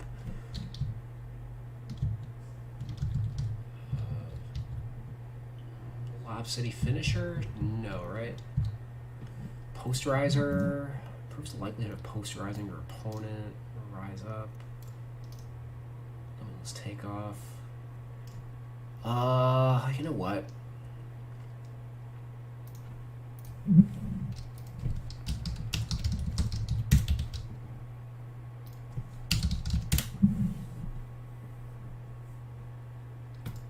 Numerous games. It's right in front of the home bench. Young leans in. Rose quickly ahead to Barrett. One man to beat. Goes up and throws it down.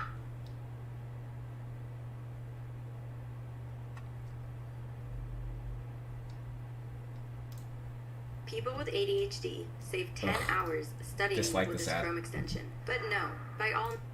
Warren inside with a left hand, couldn't get it. Because I don't know if he has his game legs yet. Oh, that pass there by Toppin was unbelievable. So we mentioned McLaughlin, good dish, but they couldn't finish. McLaughlin to the floor. Burks comes up with it. There's Rose with the lead pass, and Barrett slams it down. No fouls here. Just keep them in front of you. No fouls. Barrett free to slam for two. Curry came over to help out Harris. Nick's biggest lead has been 18 points. Nerlens Noel with his third steal. I had beautiful pass, and Barrett with the finish. Looks like more of a transition dunker. Well, he did have that good one on Bogey. We're going to see if there's any more. As Randall misses that. And stolen by Peyton. Peyton, nice dish inside. And R.J. Barrett throws it down. Yeah, Rose has been elusive getting into the paint. Rose in and out, but okay, let's put back down. R.J. Barrett. Bradley barrels in. Ball batted around, picked up by Barrett. No Embiid, no Simmons, and no Seth Curry.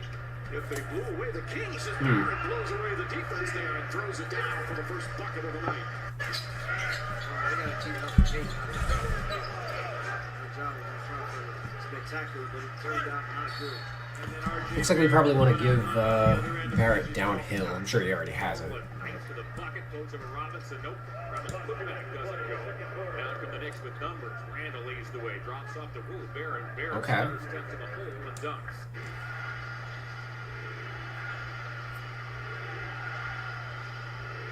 Peyton, nice delivery to Barrett. A high-level rebounder. He just gets guys out of there. New York, one of the better defensive teams in the league. They show it right here. R.J. Barrett on a hammer.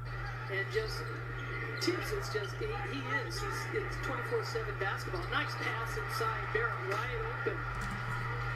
Trey in the paint. Herder from the corner. Knicks are up by 8, looking for more. R.J. Barrett with a jam. Timeout Atlanta.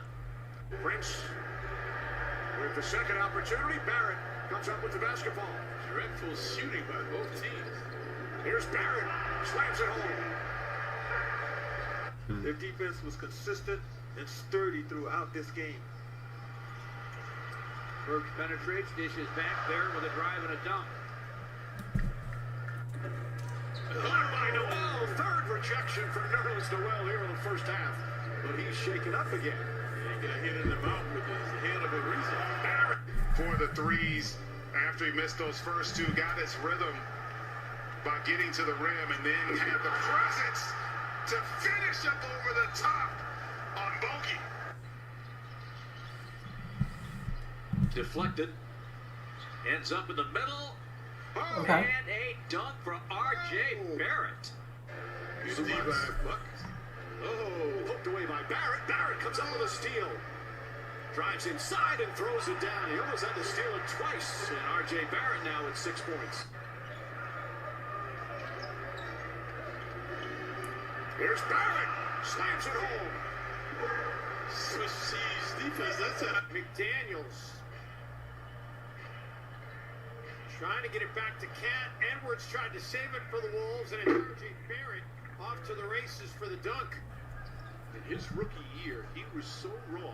He missed his first 15 free throw attempts of his career. Nice pass inside. Peyton to Barrett. The kick to Temple. Unable to connect. Knicks have numbers again. R.J. Barrett, my goodness. All right, yeah, bronze. There's Ellington for Plumlee, and that's blocked by Randall. Knicks have numbers. Barrett, the finish. And now the Wolves give it up again. The New York Knicks. I might be boosting his speed rating. He gets out in transition. And that's what Minnesota's trying to do themselves. And now, Garrett Temple hits 2 huge free throws, a 3-possession game now. Okay. Take it in. 6-point game. If Barrett can do that consistently, A season high. that seems to be his biggest issue, but... Okay. Handed, hammered by Barrett. Very boisterous crowd here tonight. Barrett fakes the 3, Bogdanovich kind of daring him to shoot. Barrett drives, goes inside, and throws it down. That's the way to get yourself going. 4-second differential. Rivers the steal. Here comes Barrett, driving on Clarkson. Barrett with the slam. And their focus offensively is Julius Randle, whether it's on the post or on the wing. And now R.J. Barrett pokes it away. An easy dunk for R.J. Barrett. Shooting that 3 possession right now. Barrett drives. They're going to give him the 2-pointer, throws it down. That's back to 5. Knicks obviously going to have to foul if they don't come up with a steal. 5 years Seattle, 7 years Portland, 4 years with Indiana. Barrett catches on the inbounds, and another slam for R.J. Barrett. Bunch of Kentucky Wildcats connecting. Shot clock down to 6, cross-court Rivers. Extra pass to Barrett. Barrett goes in and throws it down. Eric Gordon back in the game. P.J. Tucker as well. So now the Rockets with 4 of their 5 starters on the floor. Beautiful pass inside for R.J. Barrett. A season in his career as Simmons goes galloping in, denied by Noel. Barrett tracked by Harris. Forget it. He stands 6 feet 1. Rose keeps his head up, eyes wide open. Found Barrett inside. And the finish. What a beautiful pass.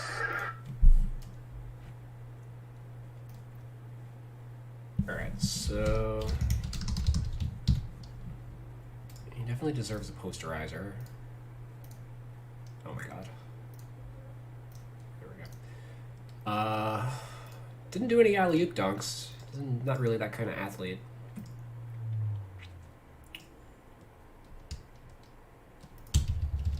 We're going to boost his speed rating. Also, one minor adjustment also to make. I'm going to adjust his standing dunk to 50. He had a fair amount of those.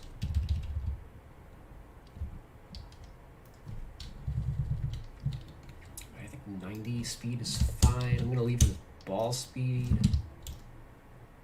as is. Maybe I should boost it up. I feel like he's probably as fast as like Kemba Walker and Derrick Rose nowadays. They're both in their 30s. He's 21. Talking myself into it. All right.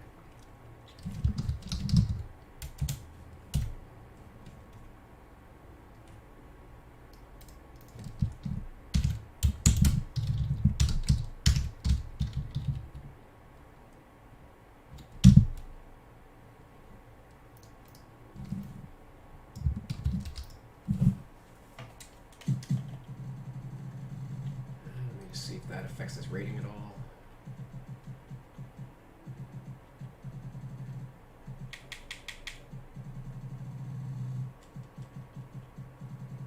I think it might.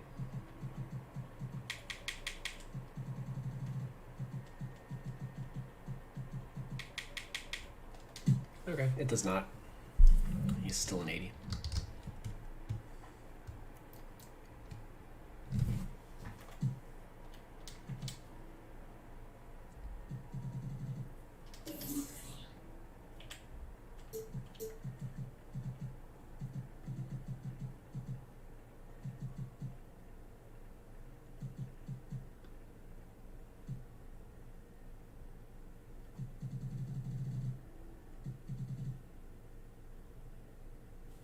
Oh, and hold on. I gave him Teardropper. Is that true? It is true. Okay.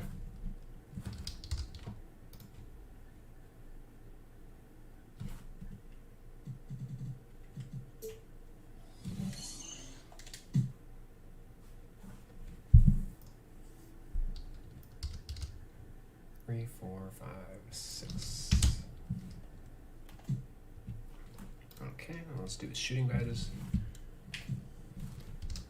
Corner specialist. This ain't a gold. I'll mark it as a silver, but that ain't a gold.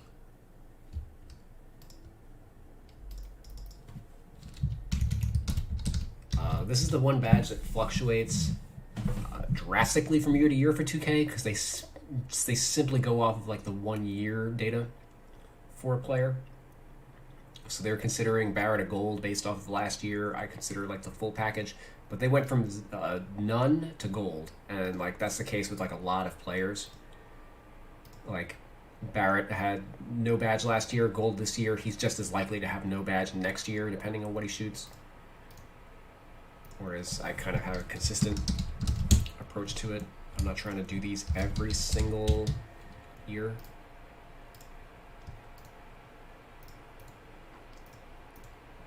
Catch and shoot. It was a bronze. Well, they added that to him this year. Oh my god.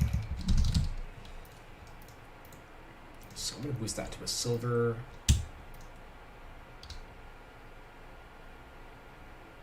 No slippery this year.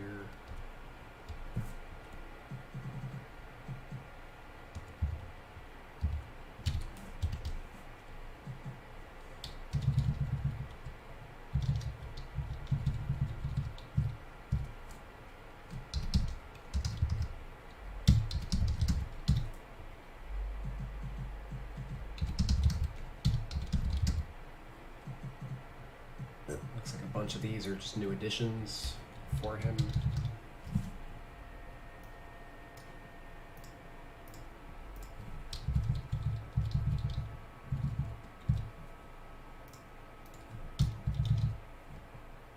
So -1 corner, +1 catch is basically what I got.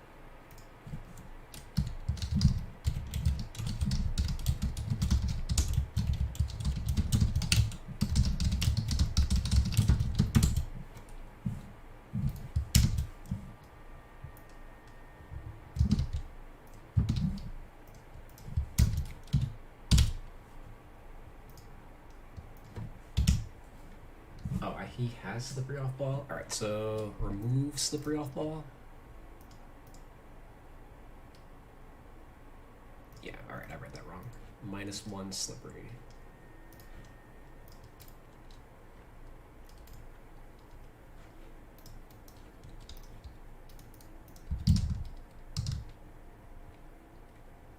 Yeah, only 2% of his offense last year.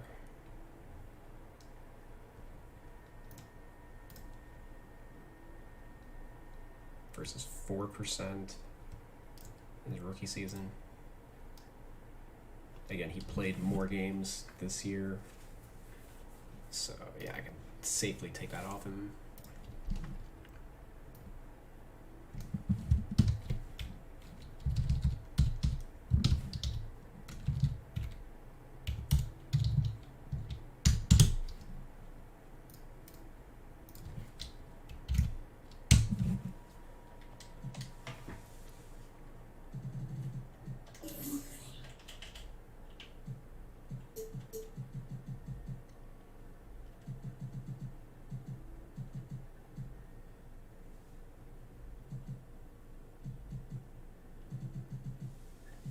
Interesting. He does not have set shooter. I thought he did. Hold on.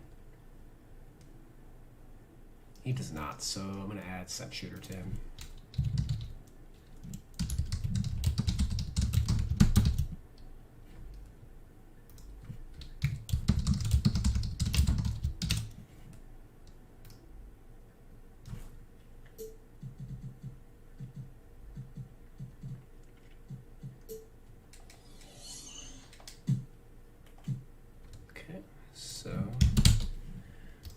Took a badge away and added one right back. Let's do playmaking.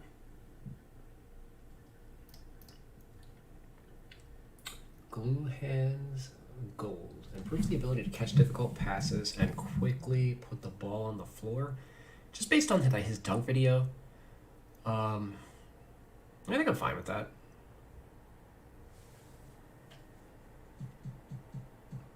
Should help him in transition.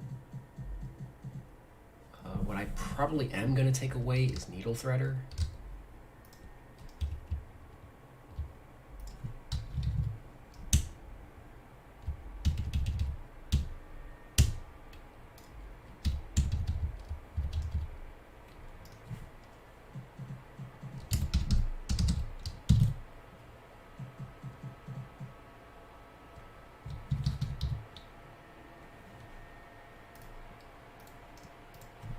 So, not a crazy playmaker or creator off the dribble.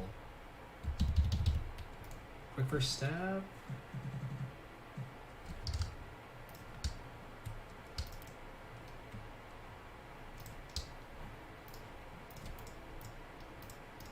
I know I've done this before, but I just want to see.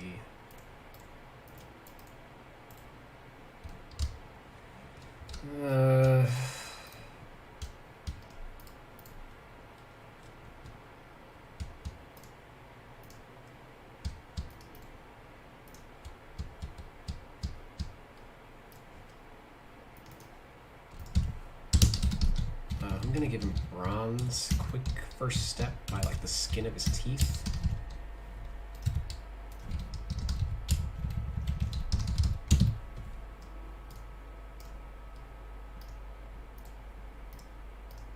He doesn't have downhill. I did mention that, so okay. That's something I've already previously scouted out, but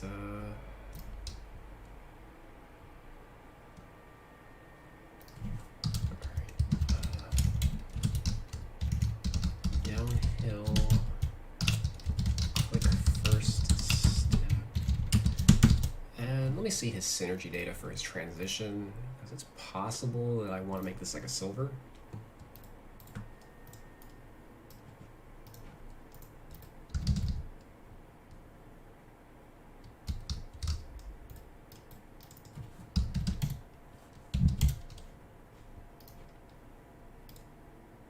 Leads the team.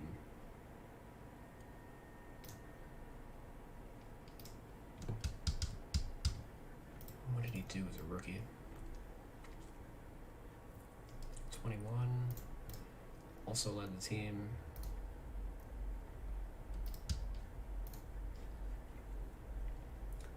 I think I'm okay giving him a silver.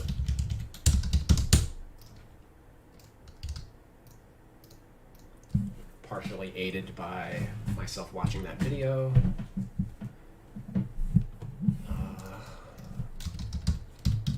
Gold on the hands. He did actually spin a fair amount. I think at least two of his dunks were spins on a smaller guy. I'm gonna leave this blank, but adding it to my memory bank. All right, we had the downhill.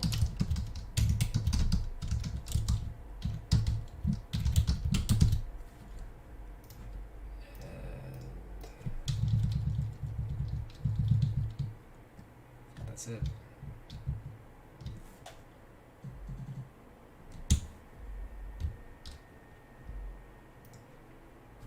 Where's Space Creator? Space Creator's a bronze, okay. And then anything with this passing. We're talking about removing Needle Threader. What did he do AT-wise as a rookie? Not too much better. Actually worse. Ugh. Yeah, he needs to cut down on his turnovers. Is 1.5 actually like fine for a small forward?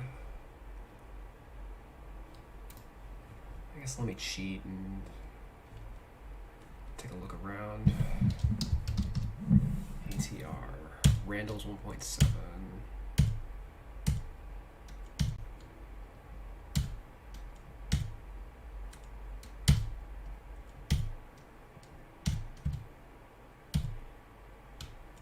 Yeah, I think I'm actually going to remove it for sure.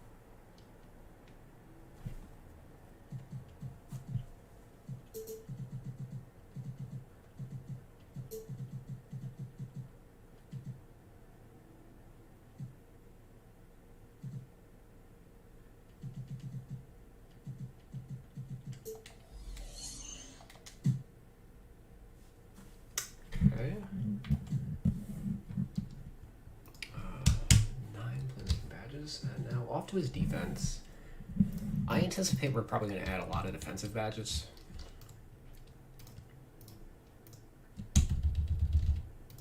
So, tireless defender. He was 14th in the league in minutes. Certainly had a lot of games. He plays for Thibs, so...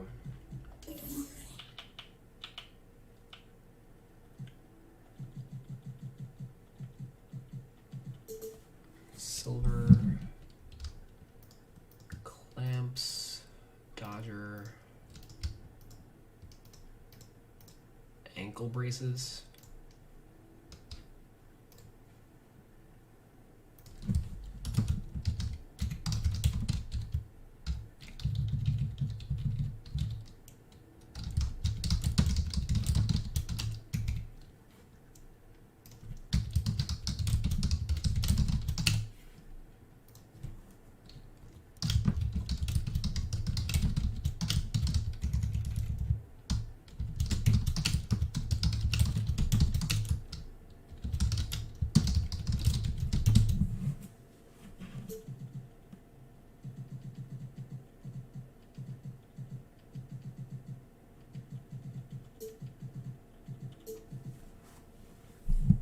Doesn't get any steals. I'll check out Pest in a second. Blocks, yeah, nah. And then the rebound stuff. Oh yeah, we can get a rebound chaser, sure.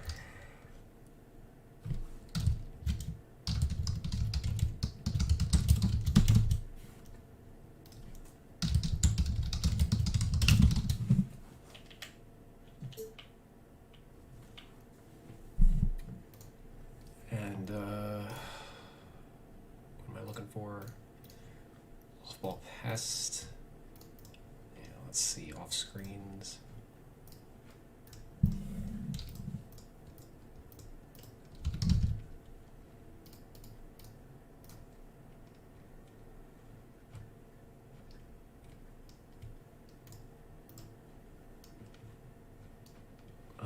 Well, he chases guys around screens for sure.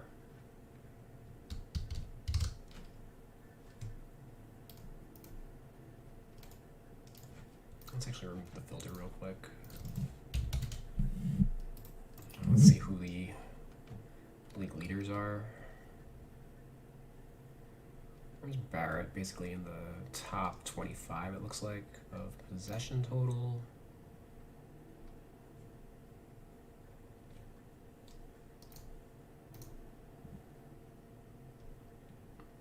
I could care less about the efficiency marks, considering like the sample sizes are so abysmal.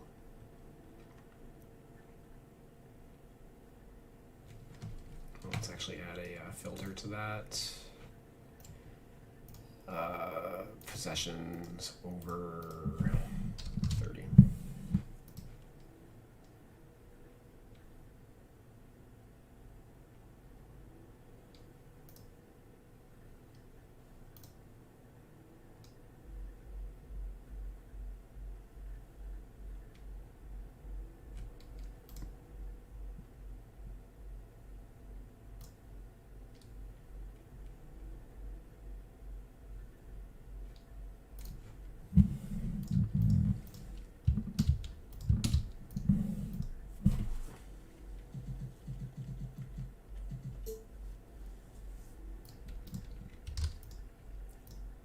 Raise the chance. Nah. None of those. Okay.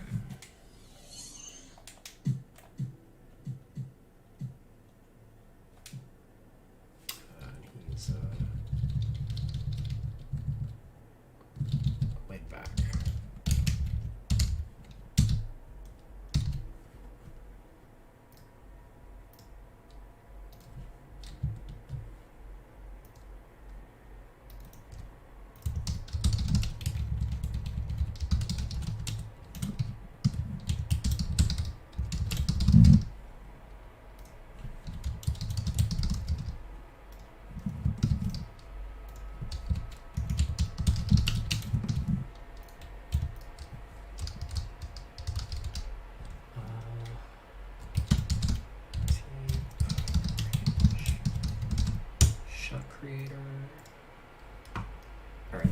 does last badges and see if this boosts his rating. I'm hoping that it does. I want him to come in at like an 81.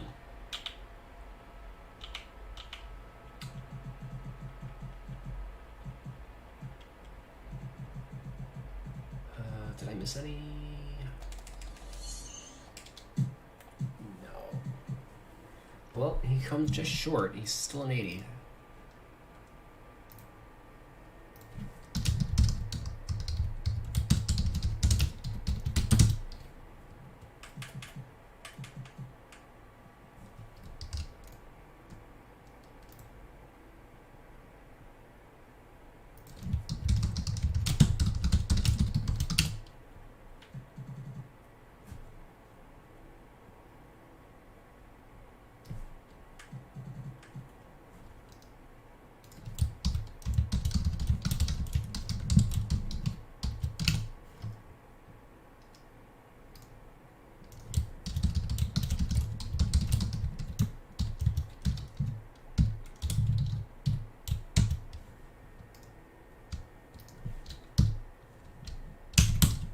Plus 9 to his badges, but it didn't boost his rating at all. Okay. Guess he was a very low 80. Or he's on the cusp of being an 81.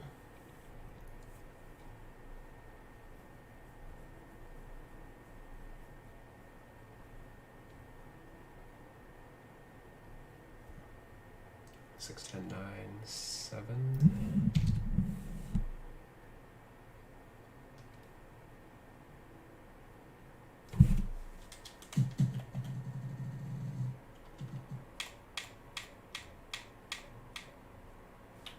He's 7 intangibles away from being an 81, so he's like an 80.6, I want to say. I don't know if there's any particular...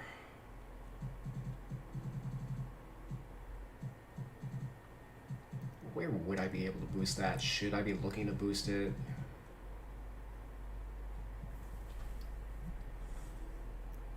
He doesn't have any really gold badges. All his finishing stuff is bronze, a couple silver shooting badges, a gold playmaking badge, no gold defensive badges. I mean, he's kind of a jack of all trades right now. Doesn't really excel in any one particular area. He's on my players to watch list for this year. But I guess based on last year, like, it's one of those things where him playing a lot of minutes for the team and just giving like solid production overall is like not really factored into his 80 overall.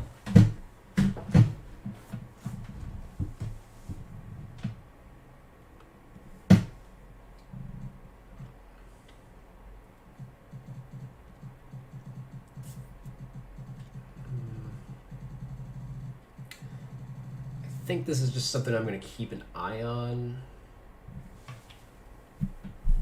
We haven't done Alec Burks yet. I want to see where Burks lands.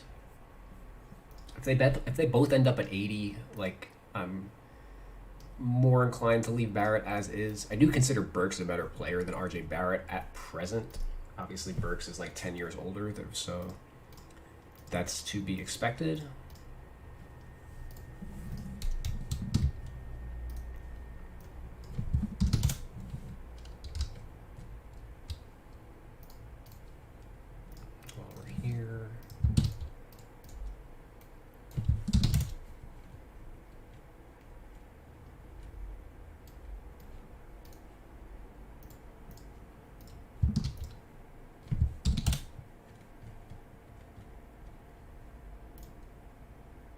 Let's make things nice and pretty.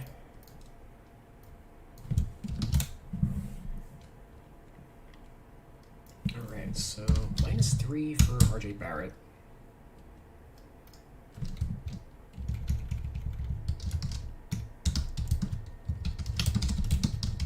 Deep range shot creator.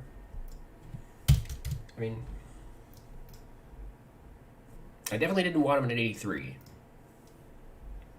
I was kind of thinking he'd come in more like an 81. I haven't applied the intangibles trick to anybody yet. I certainly could just max him out there and get the +1. It's going to depend on where everybody else kind of lands.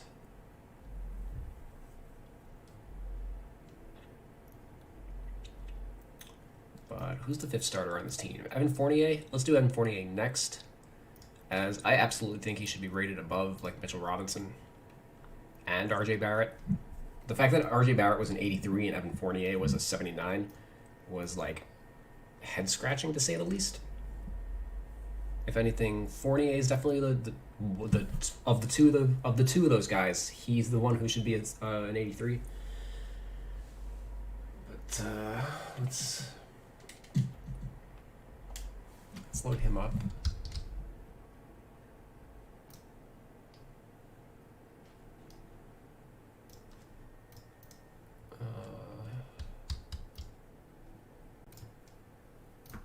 Actually also take a quick break from Knicks editing. We do have stuff going on. So let's see how this game ended up. 7 assists for Scotty Barnes.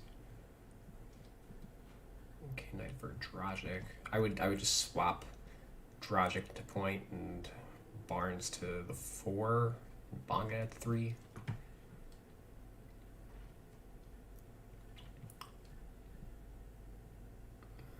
Malachi Flynn had a pretty good game.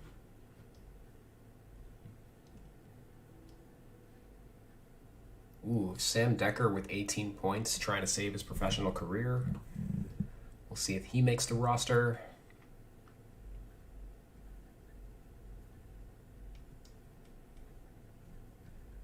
I think he's got a shot too, because he's really a 4 or 5 from 3.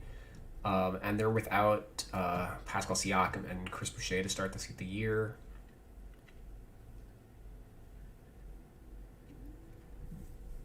Watanabe's been hurt as well, so.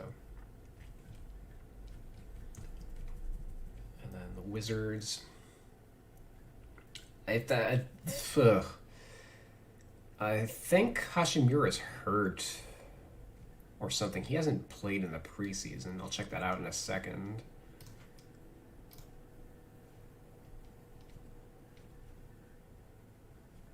Yeah.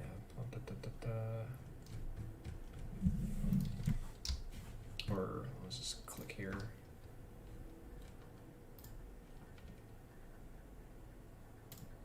Yeah, what are you hurt with? Personal reasons? With an excused absence on the 25th. Huh. That is a long time to be away from the team.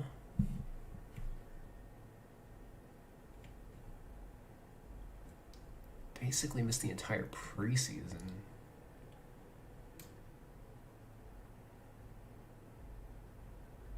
So he's starting at the 4 because Hashimura is out, but is expected to start at the 3 once he comes back. Because KCP has been starting at the 3, or one of these two guys is your starter at the 3.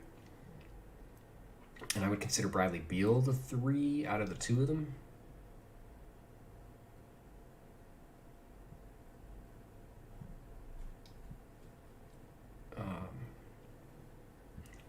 They're so loaded on like 4s. I just wish I knew something about. I mean, I'm sure I'm not the only one who wish they knew what that was about, but I guess I should sideline him in my roster, as it doesn't seem like there's any indication that he's coming back. Let's just run some tricks. News. Reports to Wizards after taking leave of absence. Okay. After mental health absence. Okay, so I don't think I need to sideline him.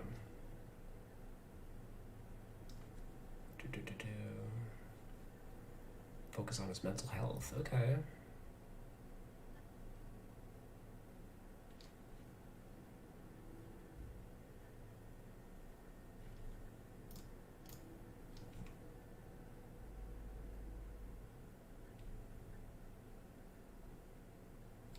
unfollowed nearly everyone on IG since taking leave.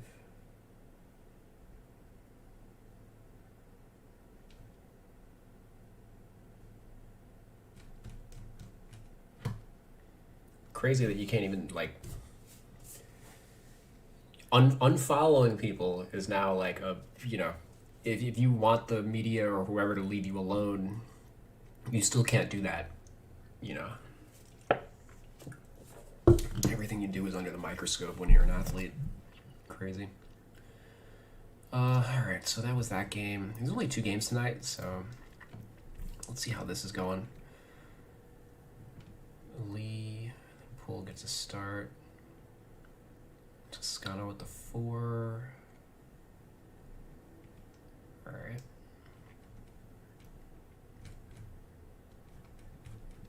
For the Lakers. Ooh.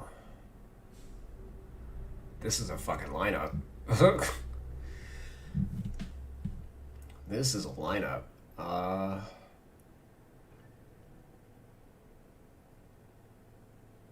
Jesus.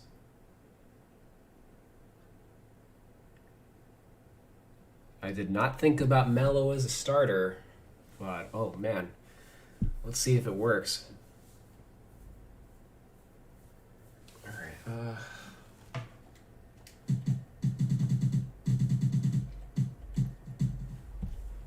Alright, let me just grab a snack now, as I have been doing this for a little bit.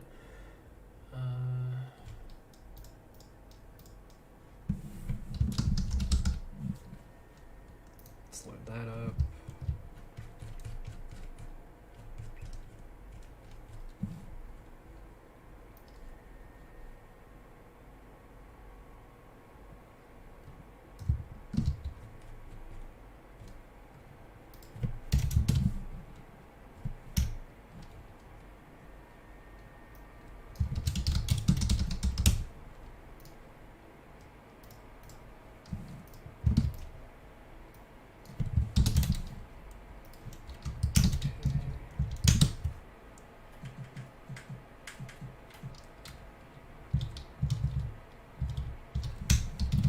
Six, 7, 205. So the fact that he's an inch taller than RJ Barrett means Basketball Reference is probably going to consider Barrett the 2 and Fournier the 3 next year. But I don't consider that. Their actual positionage. Alright, Fournier, 19 badges. And he's a sharpshooter. Not expecting that to change. 17, 3 and 3.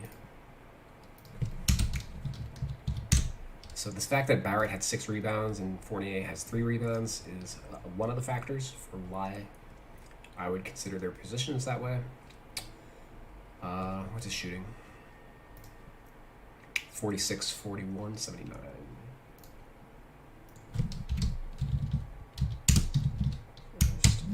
A little more efficient than Barrett was. Worth noting that Fournier's efficiency fell off pretty hard after he got COVID, or I guess his scoring volume went down. His 3-point shooting efficiency went up in a reduced role. But yeah, he wasn't driving to the rim at all. You can see only taking 1 free throw a game with the Celtics versus 4.7 with the Magic. And he was just overall less aggressive.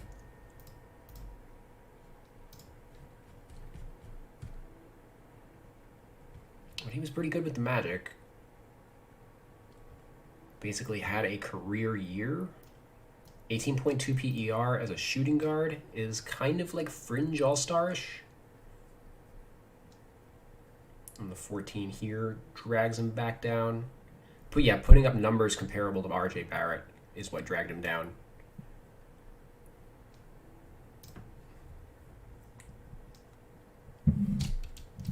But alright, 16.7 PER in the year. 60 true shooting on 23 usage. 1 orb, 10 derb, 19 assist on 144 of 73.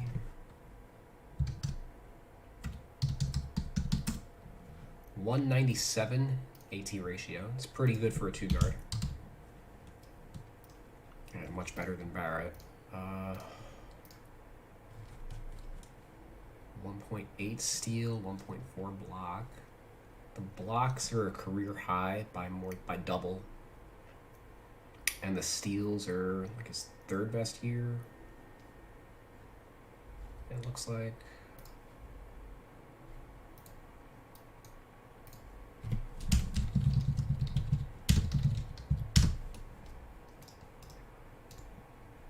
Alrighty.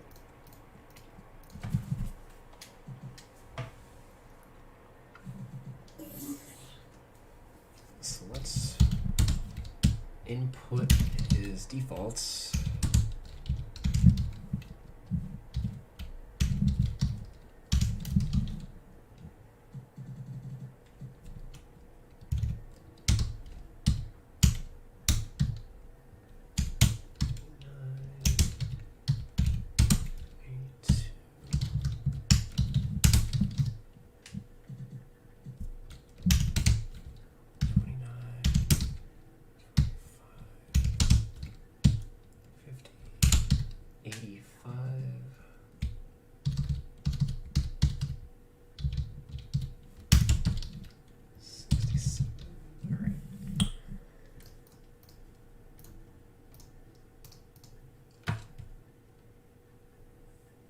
Rim, 72, 135, 53, and 51%. This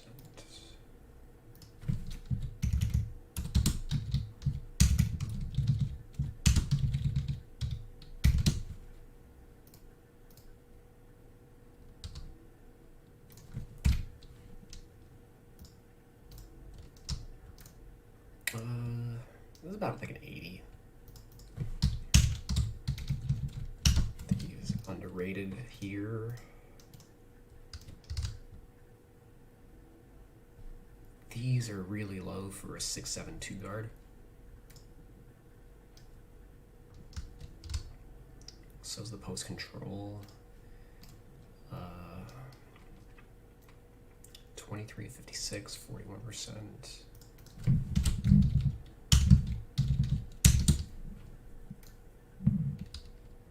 44% assisted. Then 132 of 319.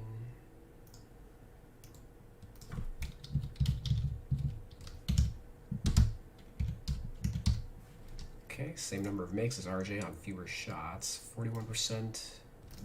But then more importantly, he's only assisted on 79% of those. So he's creating a little more off the dribble than RJ. RJ, again, is just restricted to being like a set shooter.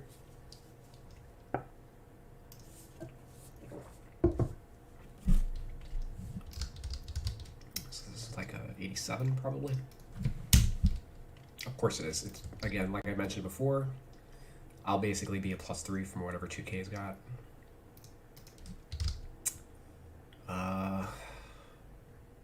I gotta do close shot.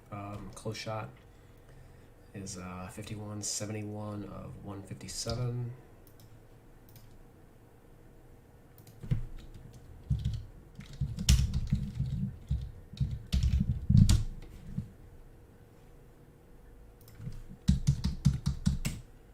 Which is 45%, so way more efficient than RJ, but also didn't take that many. 38 assisted. So 54% assisted.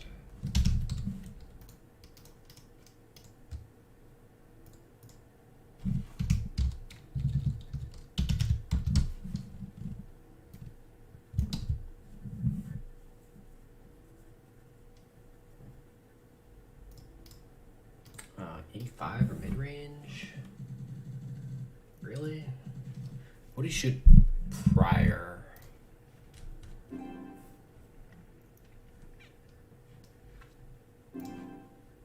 Okay, 40% for his career.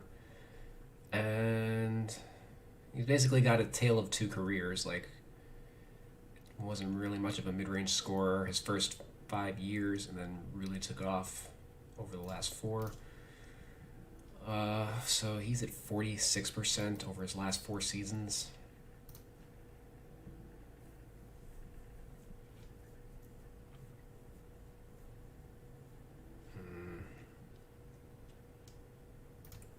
Let's see what he is over his last 3. 44%. Over his last 2, 46%. Yeah, because 2356 is not a super high volume.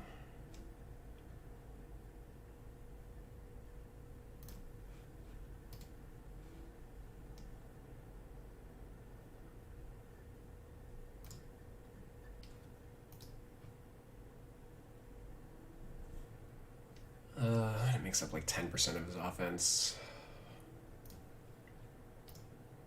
What did I give him last year? Let's just... I had him at 82. Yeah, given like his low volume, I'm more inclined to lean in that direction.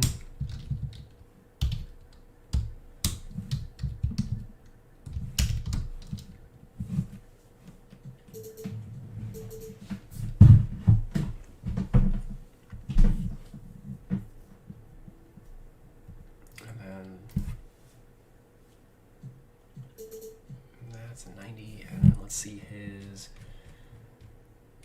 free throw rate, 253, basically the same as Barrett.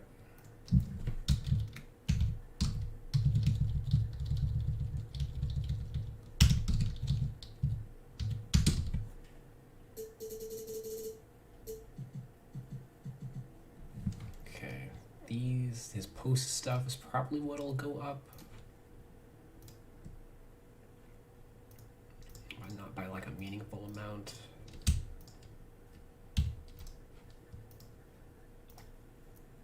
Any hooks? 0 for 1. Year before is 2 for 3. Alright, I'm gonna call that a 40. And any fades?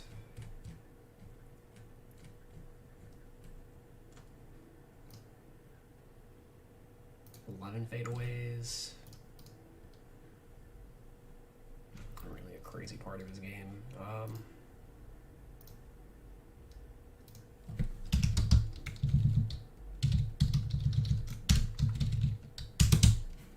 I think that is fair.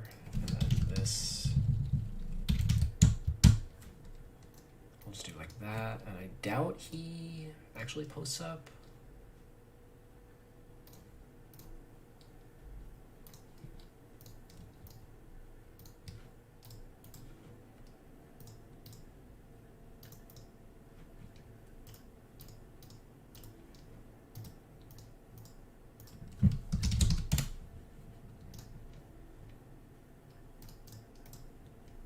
Yeah, 6 total posts up last year.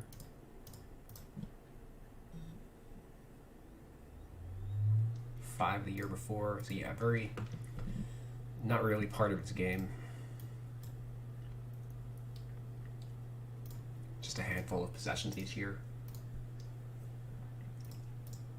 But I wouldn't consider that a 35. Like, he's posting up more than like a Kemba Walker or a Derrick Rose would be.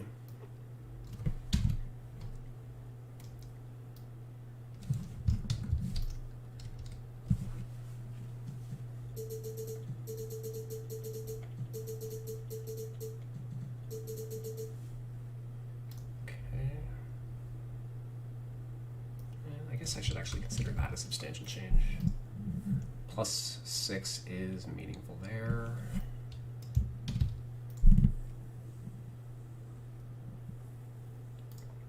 Free throws, I did not do yet.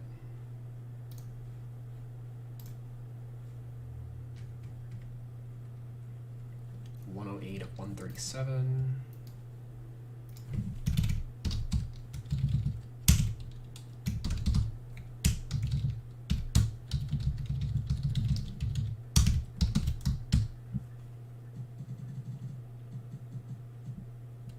Okay, 82 ball handle.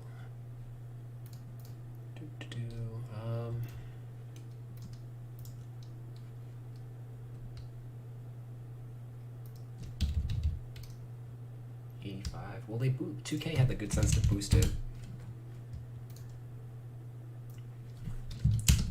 But I'll just go all the way. Bring him up to the tier I want him at. 67 vision. All these pass ratings are probably comparable, like RJ Barrett, like probably too high.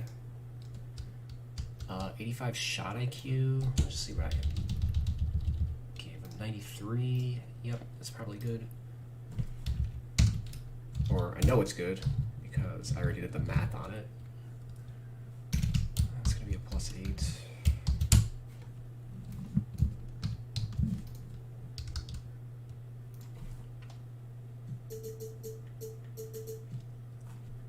$25 standing dunk and then 50 driving. I know he's not like a super athlete or anything, but let's see. 2 dunks last year, 2 dunks the year before that.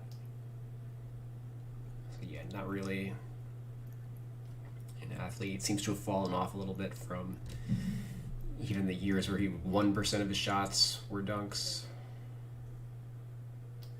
Yeah, 28. I wouldn't consider him a dunker.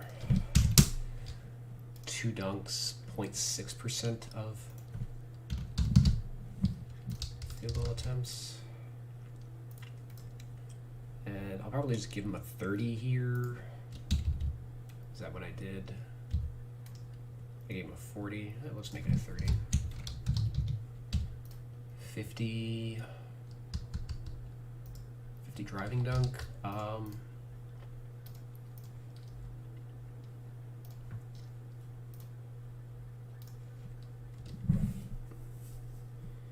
I think 50 makes sense for the 2020 season because,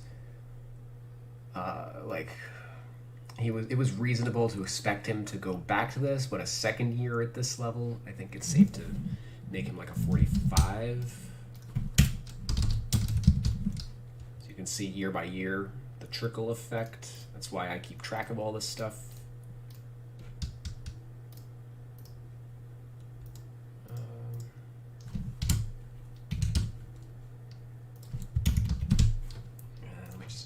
This just reflecting that he's a 6'7" player.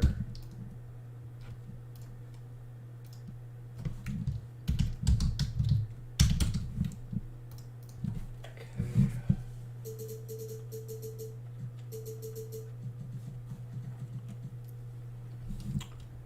What was his orb? 0.8% gross. So yeah, 29 is fine. Has defensive rebounding. It's also fine at 50.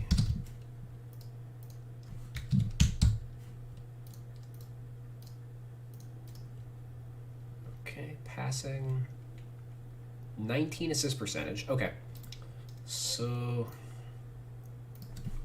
the part where Barrett's assist rate, yeah, but Fournier is much closer to actually deserving his pass rating.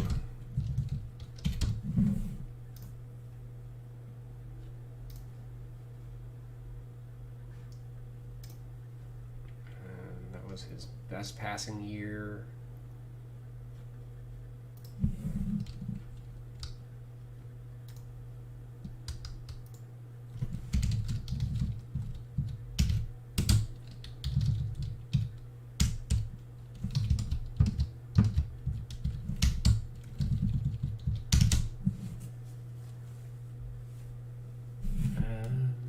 AC ratio 2.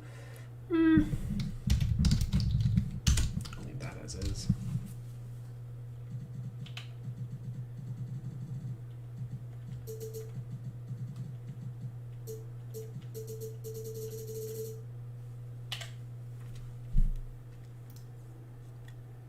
So Fournier is solid for a 2-guard, but certainly not like running an offense as a primary playmaker or anything. All right, so let's just do his defense now.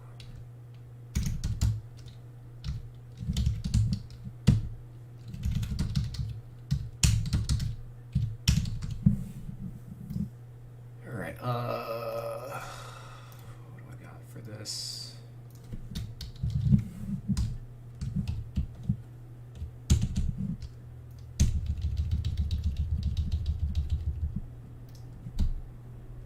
And 65.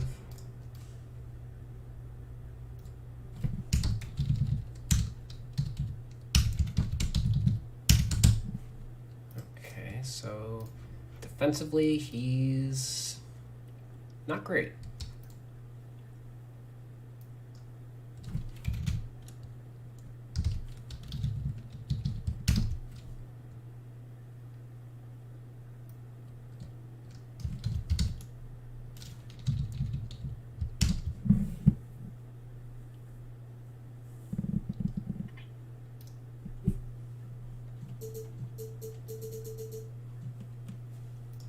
Blocks? Ooh, wait a second. Oh no, that's not accurate. It's 1.4 and 1.8, right? Yeah, alright. So this is a 49. And that's that.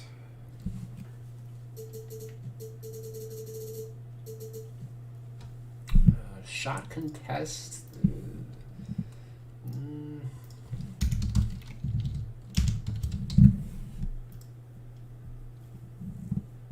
It's probably gotten better through the years.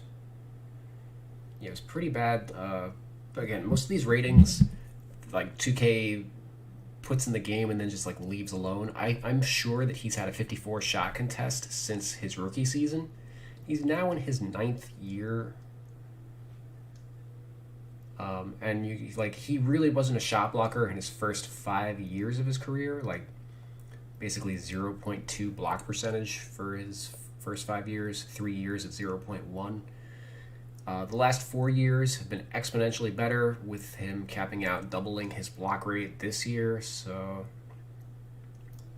what do I have him at? Last year, 65. So I think it's fair to mark him down at 60 based on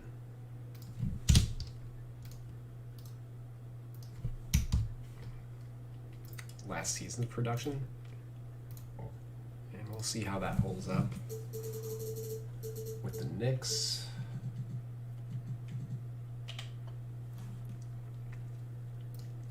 Certainly, his defensive ratings are something that could go up in the Thibodeau system. So that's something to keep an eye on. Jumping into his athleticism. Not the fastest player in the world. These are actually really low marks for a 2-guard and help to explain why his rating is so low.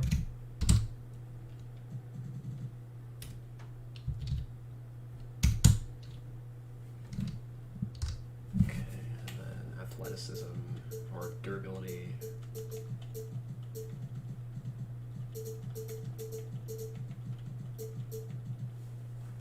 Is a 4. Okay, let's see what I gave for him previously. Looks like I boosted speed. All that. I might be inclined to watch a little tape on him.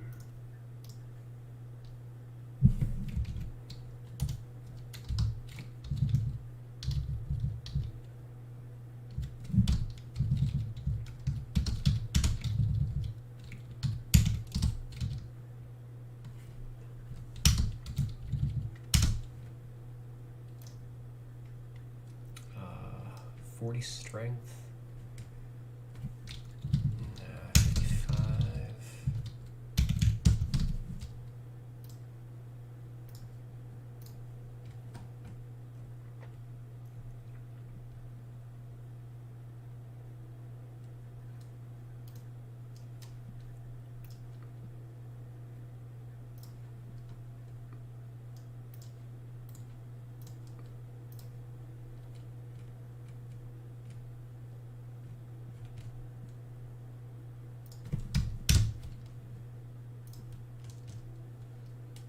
31 MPG as a starter.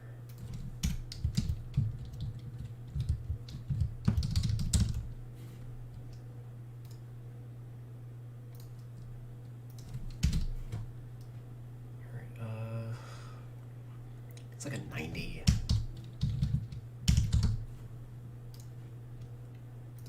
I have him at 95. What did he do the year before?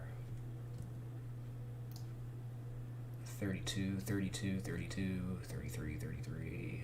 Playoffs. 34 the year before. All right. I'll leave him at not. Put him at 95.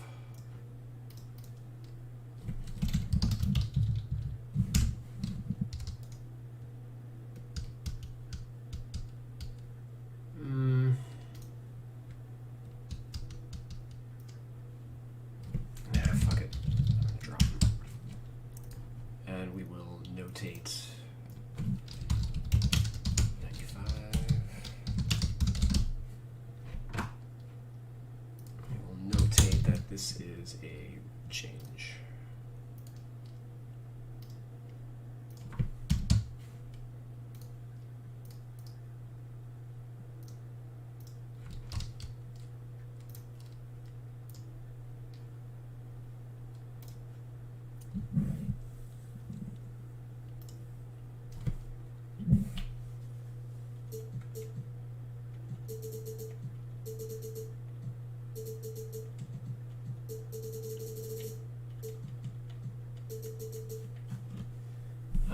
Hustle is probably fine. His durability. Last year wasn't great. He got COVID. It's not really an injury. Was Orlando in the bubble? They made the playoffs, so yeah. So this is out of like 72. He wasn't a rotation player his rookie year, so that's going to factor in to my evaluation. All right, so 565. All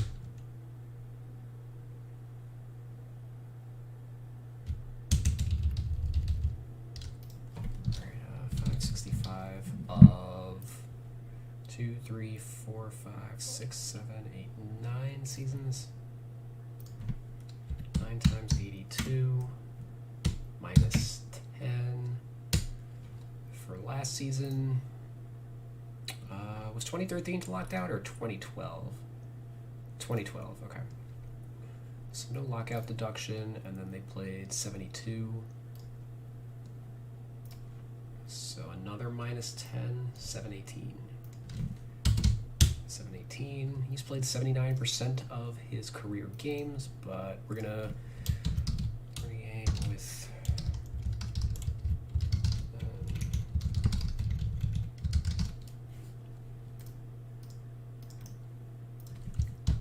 plus 82 with rookie season. So 565 minus 38 is 527. 716, 636.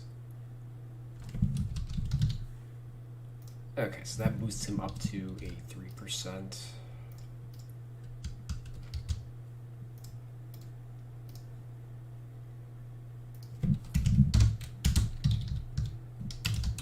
Played in active seasons, or as rotation player, I think is a more accurate way of putting it. So 85, that's just a +1.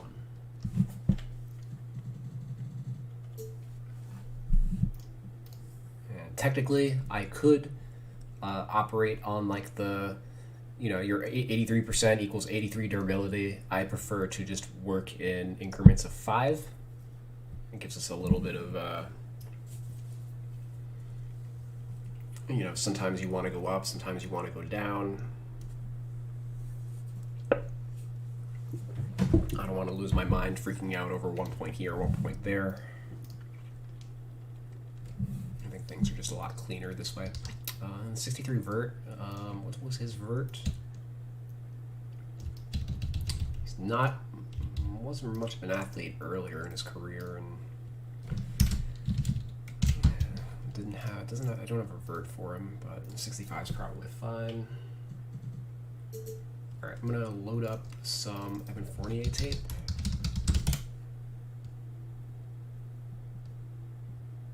I'm also gonna grab a snack while this loads. I called back. Same State Farm agent. Texted the next day. Same guy. Hey, blink twice if you're in danger. Guys, it's called service. Like a good neighbor, State Farm is there. That foul is on Cleveland. Fournier's second game. The first one was pretty much a nightmare. 0 for 10 from the field. And there's his first point as a service. They can never send it. Step back. Another lift. 8 in a row. 8 in a row. Ahead to Tatum. Fournier takes it. Makes it. Walking it down to 20, and Pop wants to talk it over. Nice pass. Now breaks it on down the corner. Jimmy Brown timed it up perfectly. Boston, you're playing for playoffs or even more than that. Nice move. I just like the fact that he's going to provide more space out there. And I think space is so important in the playoffs. Guys that can make big shots, and that's important. Is he trying to get something going? Lefty takes it in traffic. A strip by Fournier, and Celtics ball. Fournier passes up the three. Takes it in the paint, and yes, the chance for a three-point play. Once again, Evan Fournier not wasting time. Ultimately having Blake Griffin as, oh yeah, he's another guy in the line. Right. Walker kicks it out. Fournier. High arcing three-pointer. Celtics 4 of 7 from downtown. I think this is probably the first foray into something like that. I just think it's going to be really interesting. Good job by Fournier on that pass. I think he slapped away by Rozier. Fournier and 1. 9 in a row, and he'll go to the line with a chance for 4. He takes that 17-foot bullet. The problem with 20 in the game, as you can see on 7 of 10 shooting. Fournier drills another one. Here we go. Now we're back on track. Just to be out here. I'm going to the Bulls game. It's just so cool to see. Fans back in for the first time at the United Center. And it's first time in Portland tonight. Fournier gets to the basket. Fournier 6 for 6 from the field. He's got 15 points. He goes and gets it in the backcourt. Down to 4 on the shot clock. McCollum. Oh, Fournier. Good play. Good play. Evan Fournier doing his Marcus Smart. Tatum got the move, but Fournier with a terrific play. Not done yet, no. Hits the floor, and then out to Jason Tatum, and he finishes it. Fournier, step away, knocks it down. Man, tough shot by Evan Fournier. And he's starting to get hot. And like I said, the Celtics are going to need everybody, all hands on deck today. 75 game. Celtics starting to get a feel offensively, but still can't stop this Dallas offense. So Fournier gets inside, scores and 1. Well, Evan Fournier with his 3rd field goal now at 6 points, have a chance to cut it to 12. Fournier has had the hot hand, spins in the lane, and gets 2 is what I'm talking about. Brown into the paint. Fall away doesn't go. Fournier from the corner hits it. In attack mode where he's so dangerous. Beautiful pass and Thompson puts it down. And it's the ball swings around the perimeter. 18 to zip the run in 2.5 minutes, a little more than that.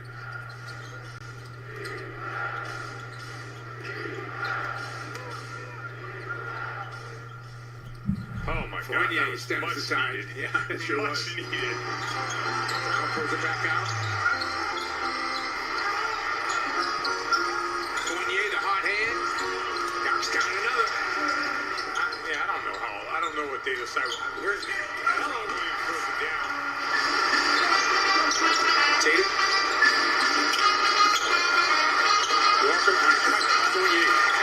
Good job by Kimball Walker and Fournier. Romeo bothered that short. Nice crossover there. Good feed. Love that pace by the Celtics pushing the basketball. Fournier for two. Gotta attack before Miami sets up. If they set their defense up, you're not going to get easy shots. He's done a great job all year. Fournier, step back three. All right. And they're going to give it two, yeah, but put on the line, but great shot. I mean, Evan Fournier, all of a sudden he got it going. All right. What do we learn from that? I'm going to boost his hustle. So he showed a couple hustle plays throughout that. And yeah, that we just generally learned that 2K has got his speed way too low. He didn't strike me as, like, he's not a fast player, but he's not, like, embarrassingly slow. Like, I think 65 speed with ball is probably a joke. I think these are fine. Maybe I want to give him 75 speed with ball.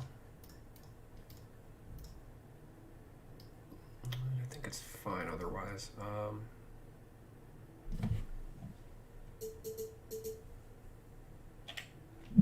and let's just finish off with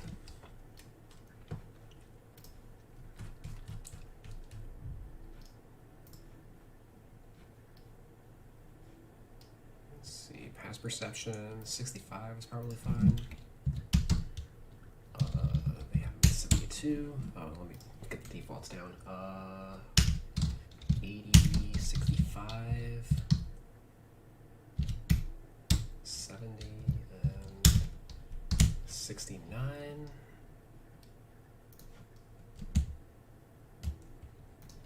And 85 intangibles.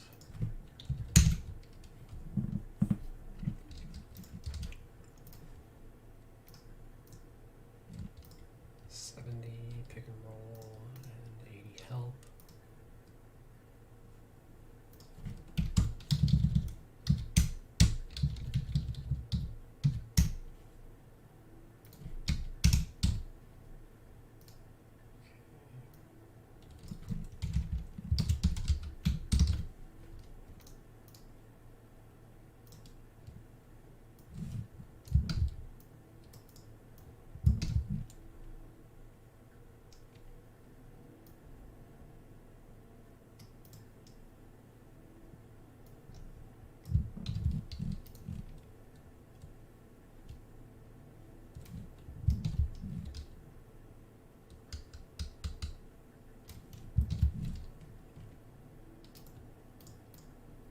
Okay, 80 offense and 65 defense.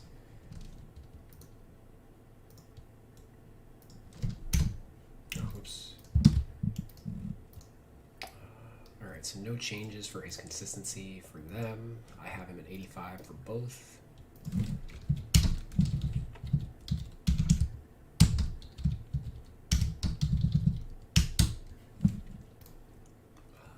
118 and then those 16.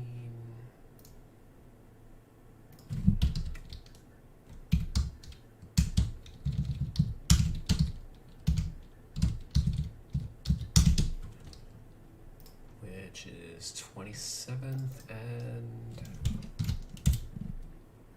26th.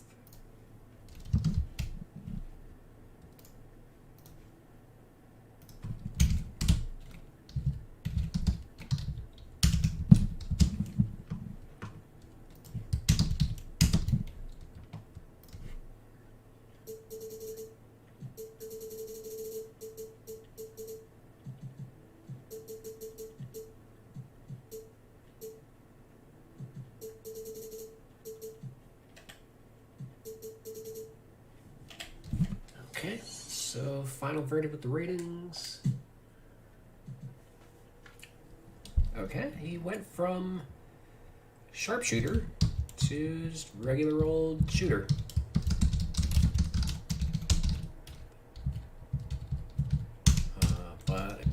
up 1 point in the ratings.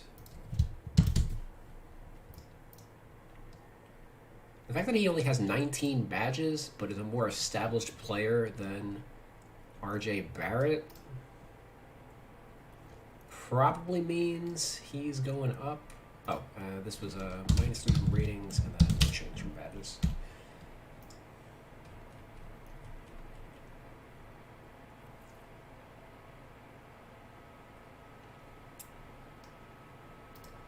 I'm going to guess that this -3 is what led to him not being a sharpshooter. Let's see. Yep. Oh, literally, it's 1 point. If I boost this to an 83, he becomes a sharpshooter again. Maybe that's something I want to do. Given his kind of recent history. Is that something that I want to revisit?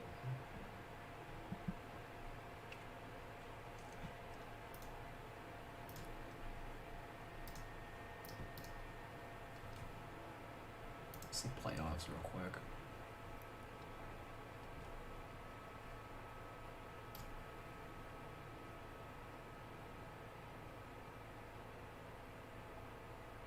Going 2 for 5, dropped him 1%, whatever. Let me see here.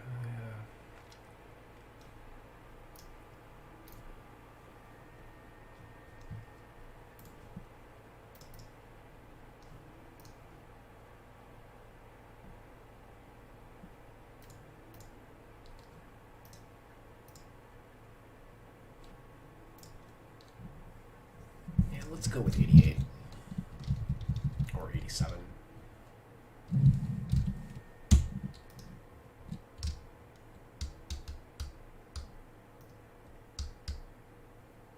I think 87 is fair.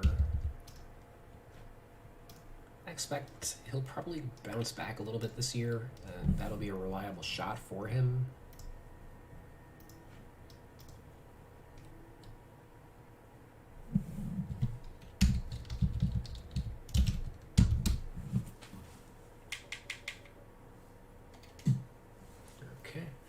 No change to his overall rating, but we do get the archetype that we kind of desire.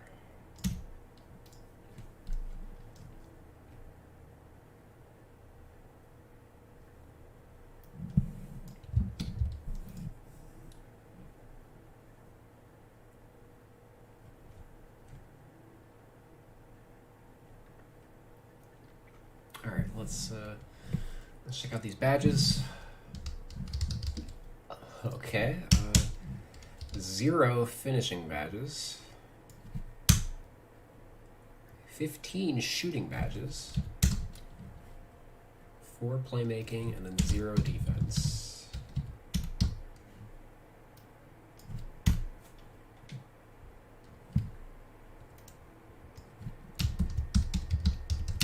Alright, he is apparently finance savvy. Player who prefers living in low tax areas. I'm going to remove that from him as he just signed with the Knicks.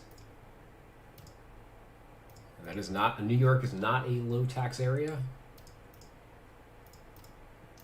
I can tell you that firsthand. Alright, let's delete these. Delete these. Catch and shoot. Goal. Corner specialist. Volume shooter. That is an interesting one. Let's be goal at least. Check that out. Circus. Threes. Cold shots. Green machine. Limitless. Spot up.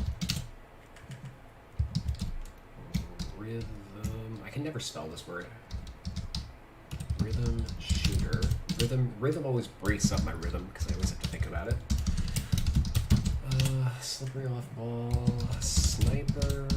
Stop and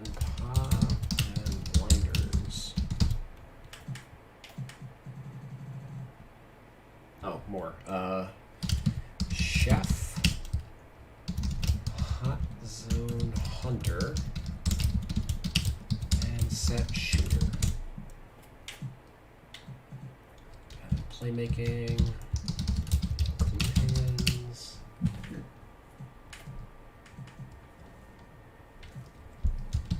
Bailout, Space Creator. Stop and go. Alright.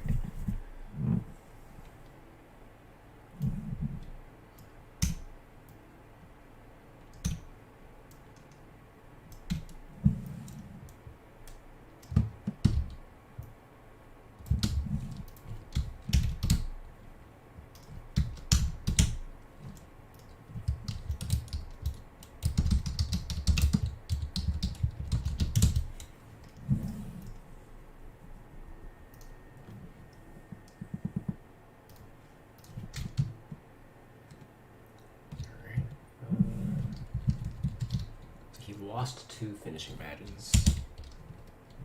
15. Gained a bunch of shooting badges. Alright, what were... He lost Pro Touch. Posterizer. What was Posterizer last year? This has got to be a typo. Is this... This is a typo. This is supposed to be RJ Barrett. Okay. What was I going to say? Alrighty. Pro Touch gives additional boost for having good layup timing. What do you shoot on layups? 53, 51%.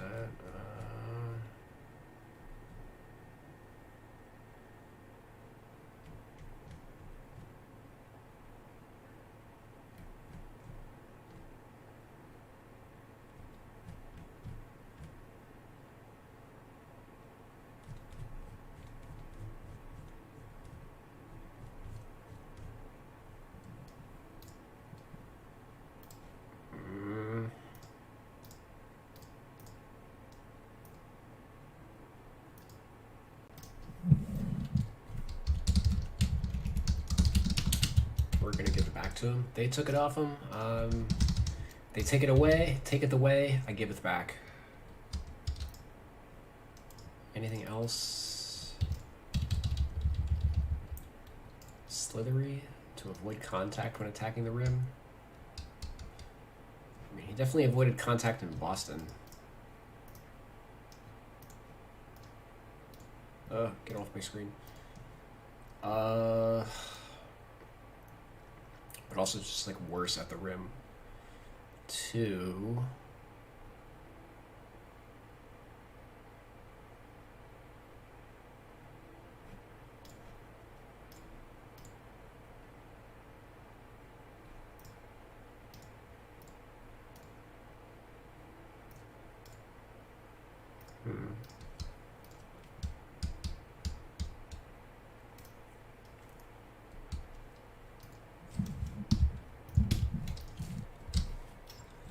I'll give it to him.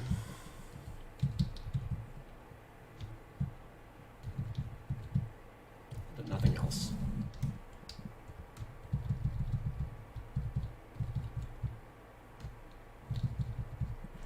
Alright, so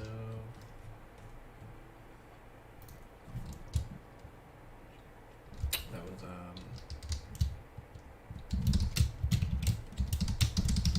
Pro Touch.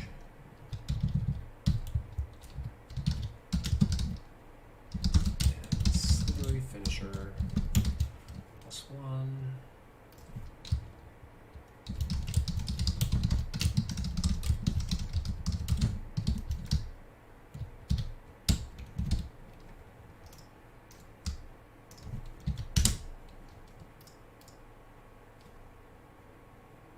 Shooting.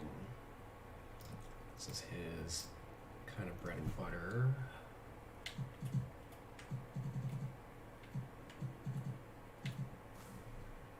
Okay, we're gonna boost that to a gold.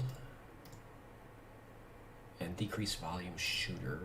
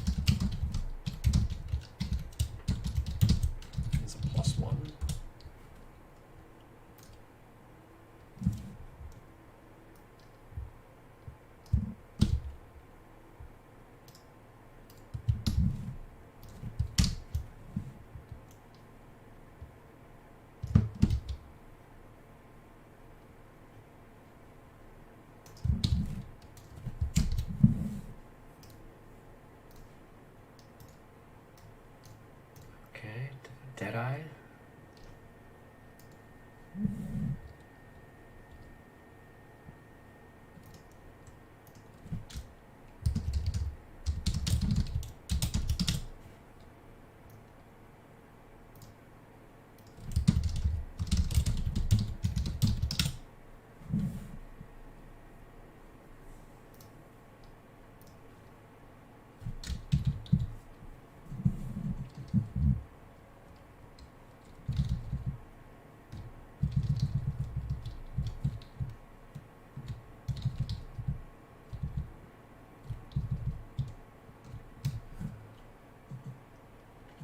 Some of these I'm gonna probably take away though.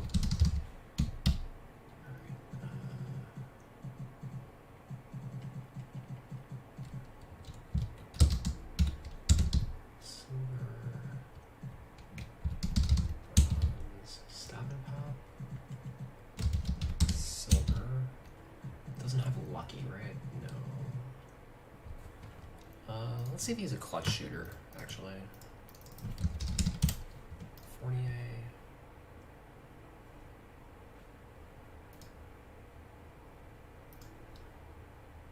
I'm gonna lean no.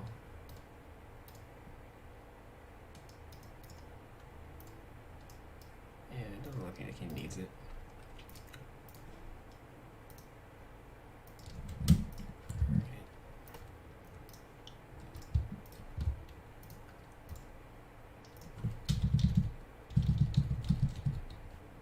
Chef is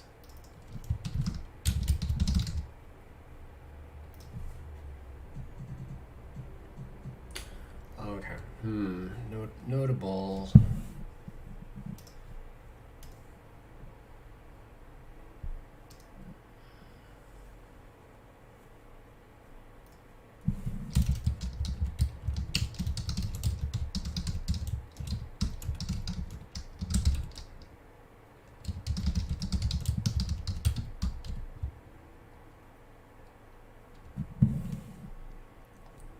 So my note here is I had converted, so range extender was the badge last year, and then they added these two badges. So I basically copy pasted, I just converted range extender into chef, but it turns out that maybe I was supposed to convert range extender into limitless spot up and consider chef an entirely new badge, which is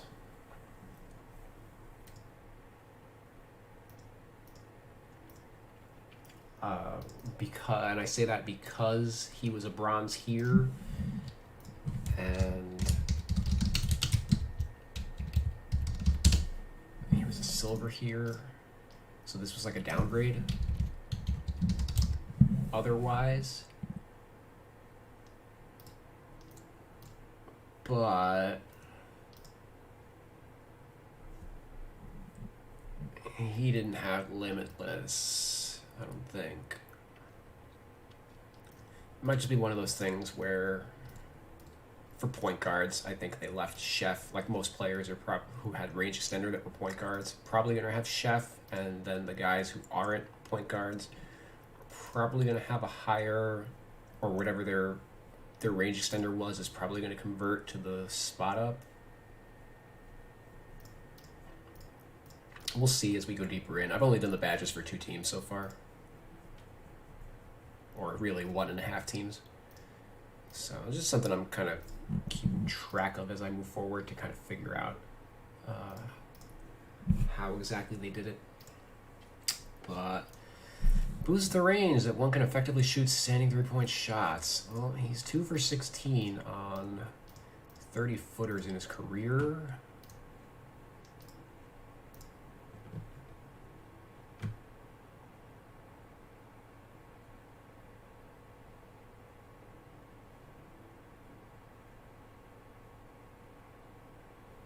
Oh, I guess NBA.com is slightly tracked slightly different than BBR. Here he's got 2 at least. I'm going to, rather than remove this entirely, well, yeah, nothing he was really doing was like,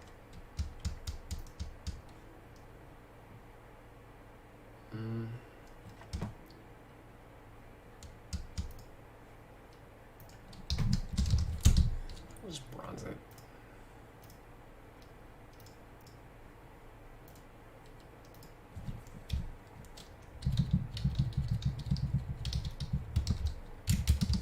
Definitely don't want the off the dribble one.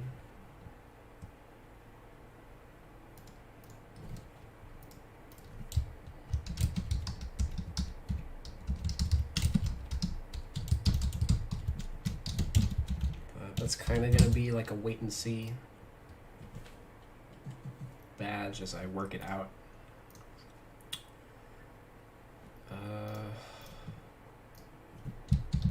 Anything else? Does he have blinders or anything? He does have blinders. I'm okay with that. And circus 3s. Silver. That's probably valid. Step back 3s.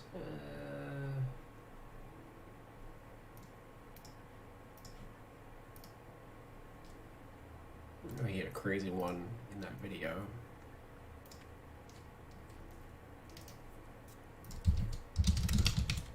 Put our air on the side of caution and just bronze him.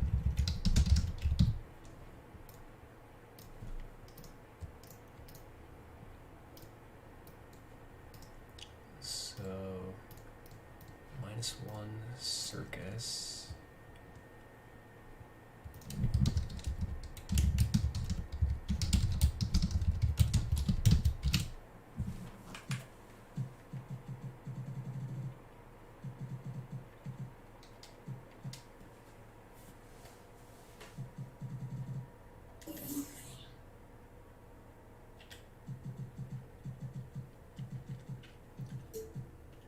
Just implement my changes.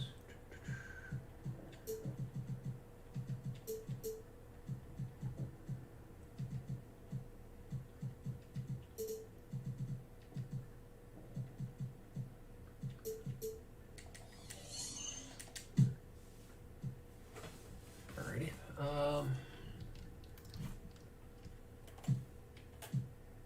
Still has 15 shooting badges. Just downgrade this.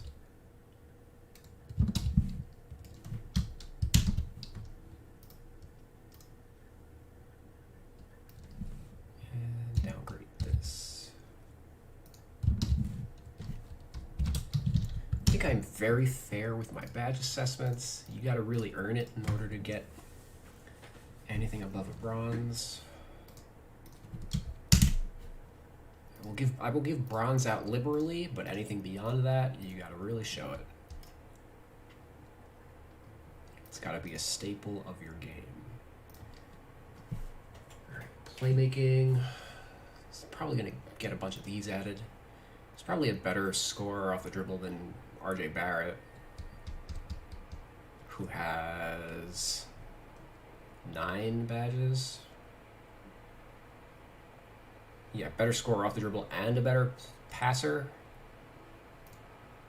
Like, we took Needle Threader off of RJ Barrett, but we can definitely give it to Fournier. Or, oops, hold on.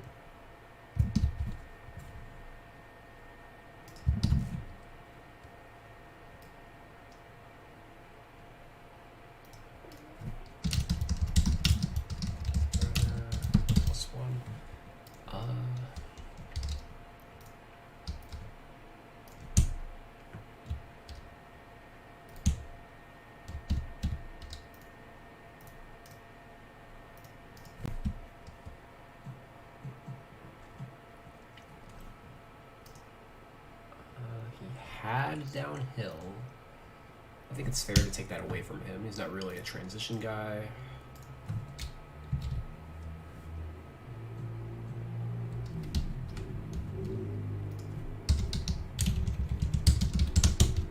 the glue hands. And the bailout. Alright, so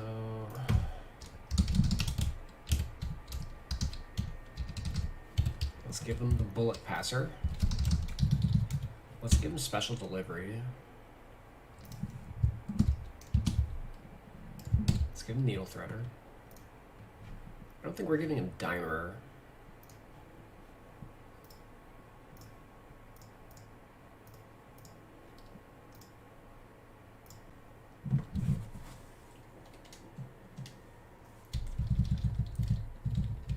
And I don't think we're giving him quick first step, but let's check it out.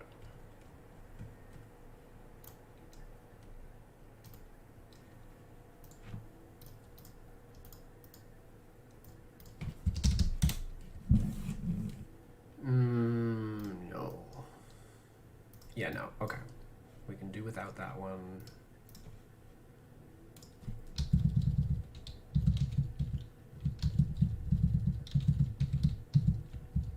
Yeah. Tight handles. No. No, he's not really a dribble guy.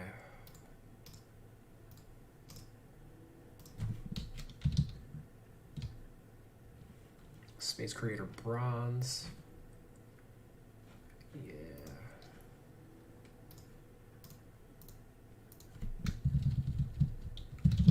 Alright, needle threader, special delivery, and bullet passer are the additions.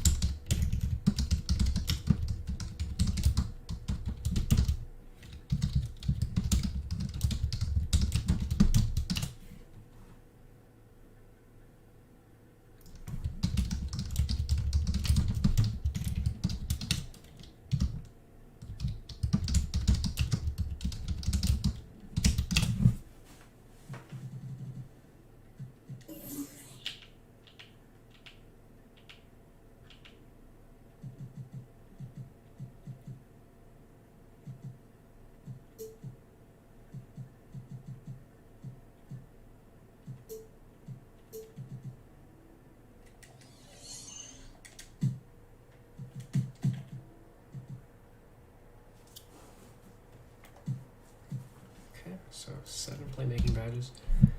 And we're going to go to his defense, which might be quick.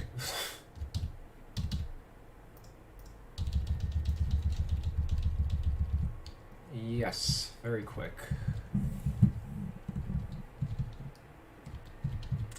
Is there anything here?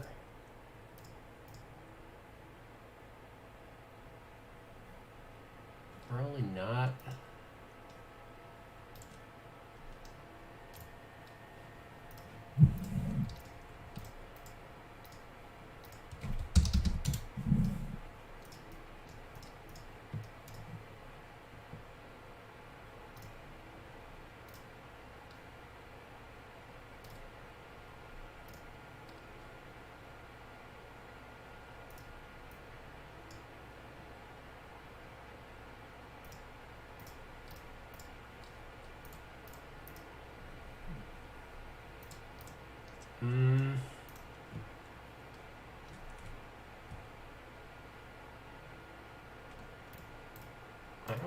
I don't think we're getting chased down. Or any of these. Any steel badges or anything. So I think we're calling it. So we're going to have him at 24 badges. That's the biggest distinction between him and RJ. RJ's got the 7 defensive badges to separate him from Fournier. But from what we did add, it's crazy. We added 9 badges for RJ, but his rating did not change. Then we added 5 badges for Fournier, and his rating did change, but we also improved the quality of a couple of these, and like adding a silver badge is relevant.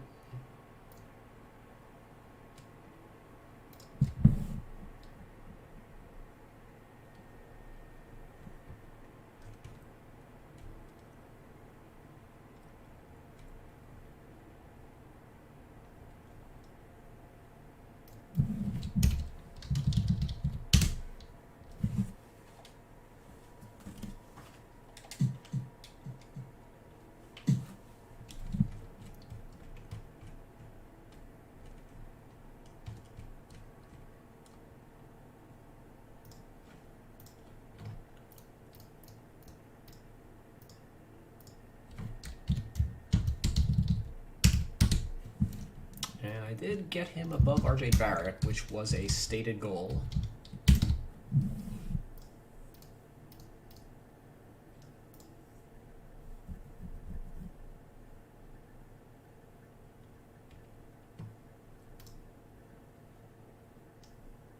Okay. So I'm going to take a break. I'm going to get dinner. And then we'll jump into the bench rotation, and I guess whoever the starting center is going to be.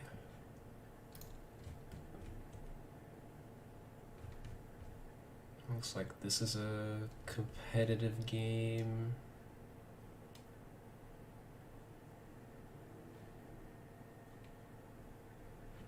It's on TNT too, so I might check this out for a little bit before I restart stream.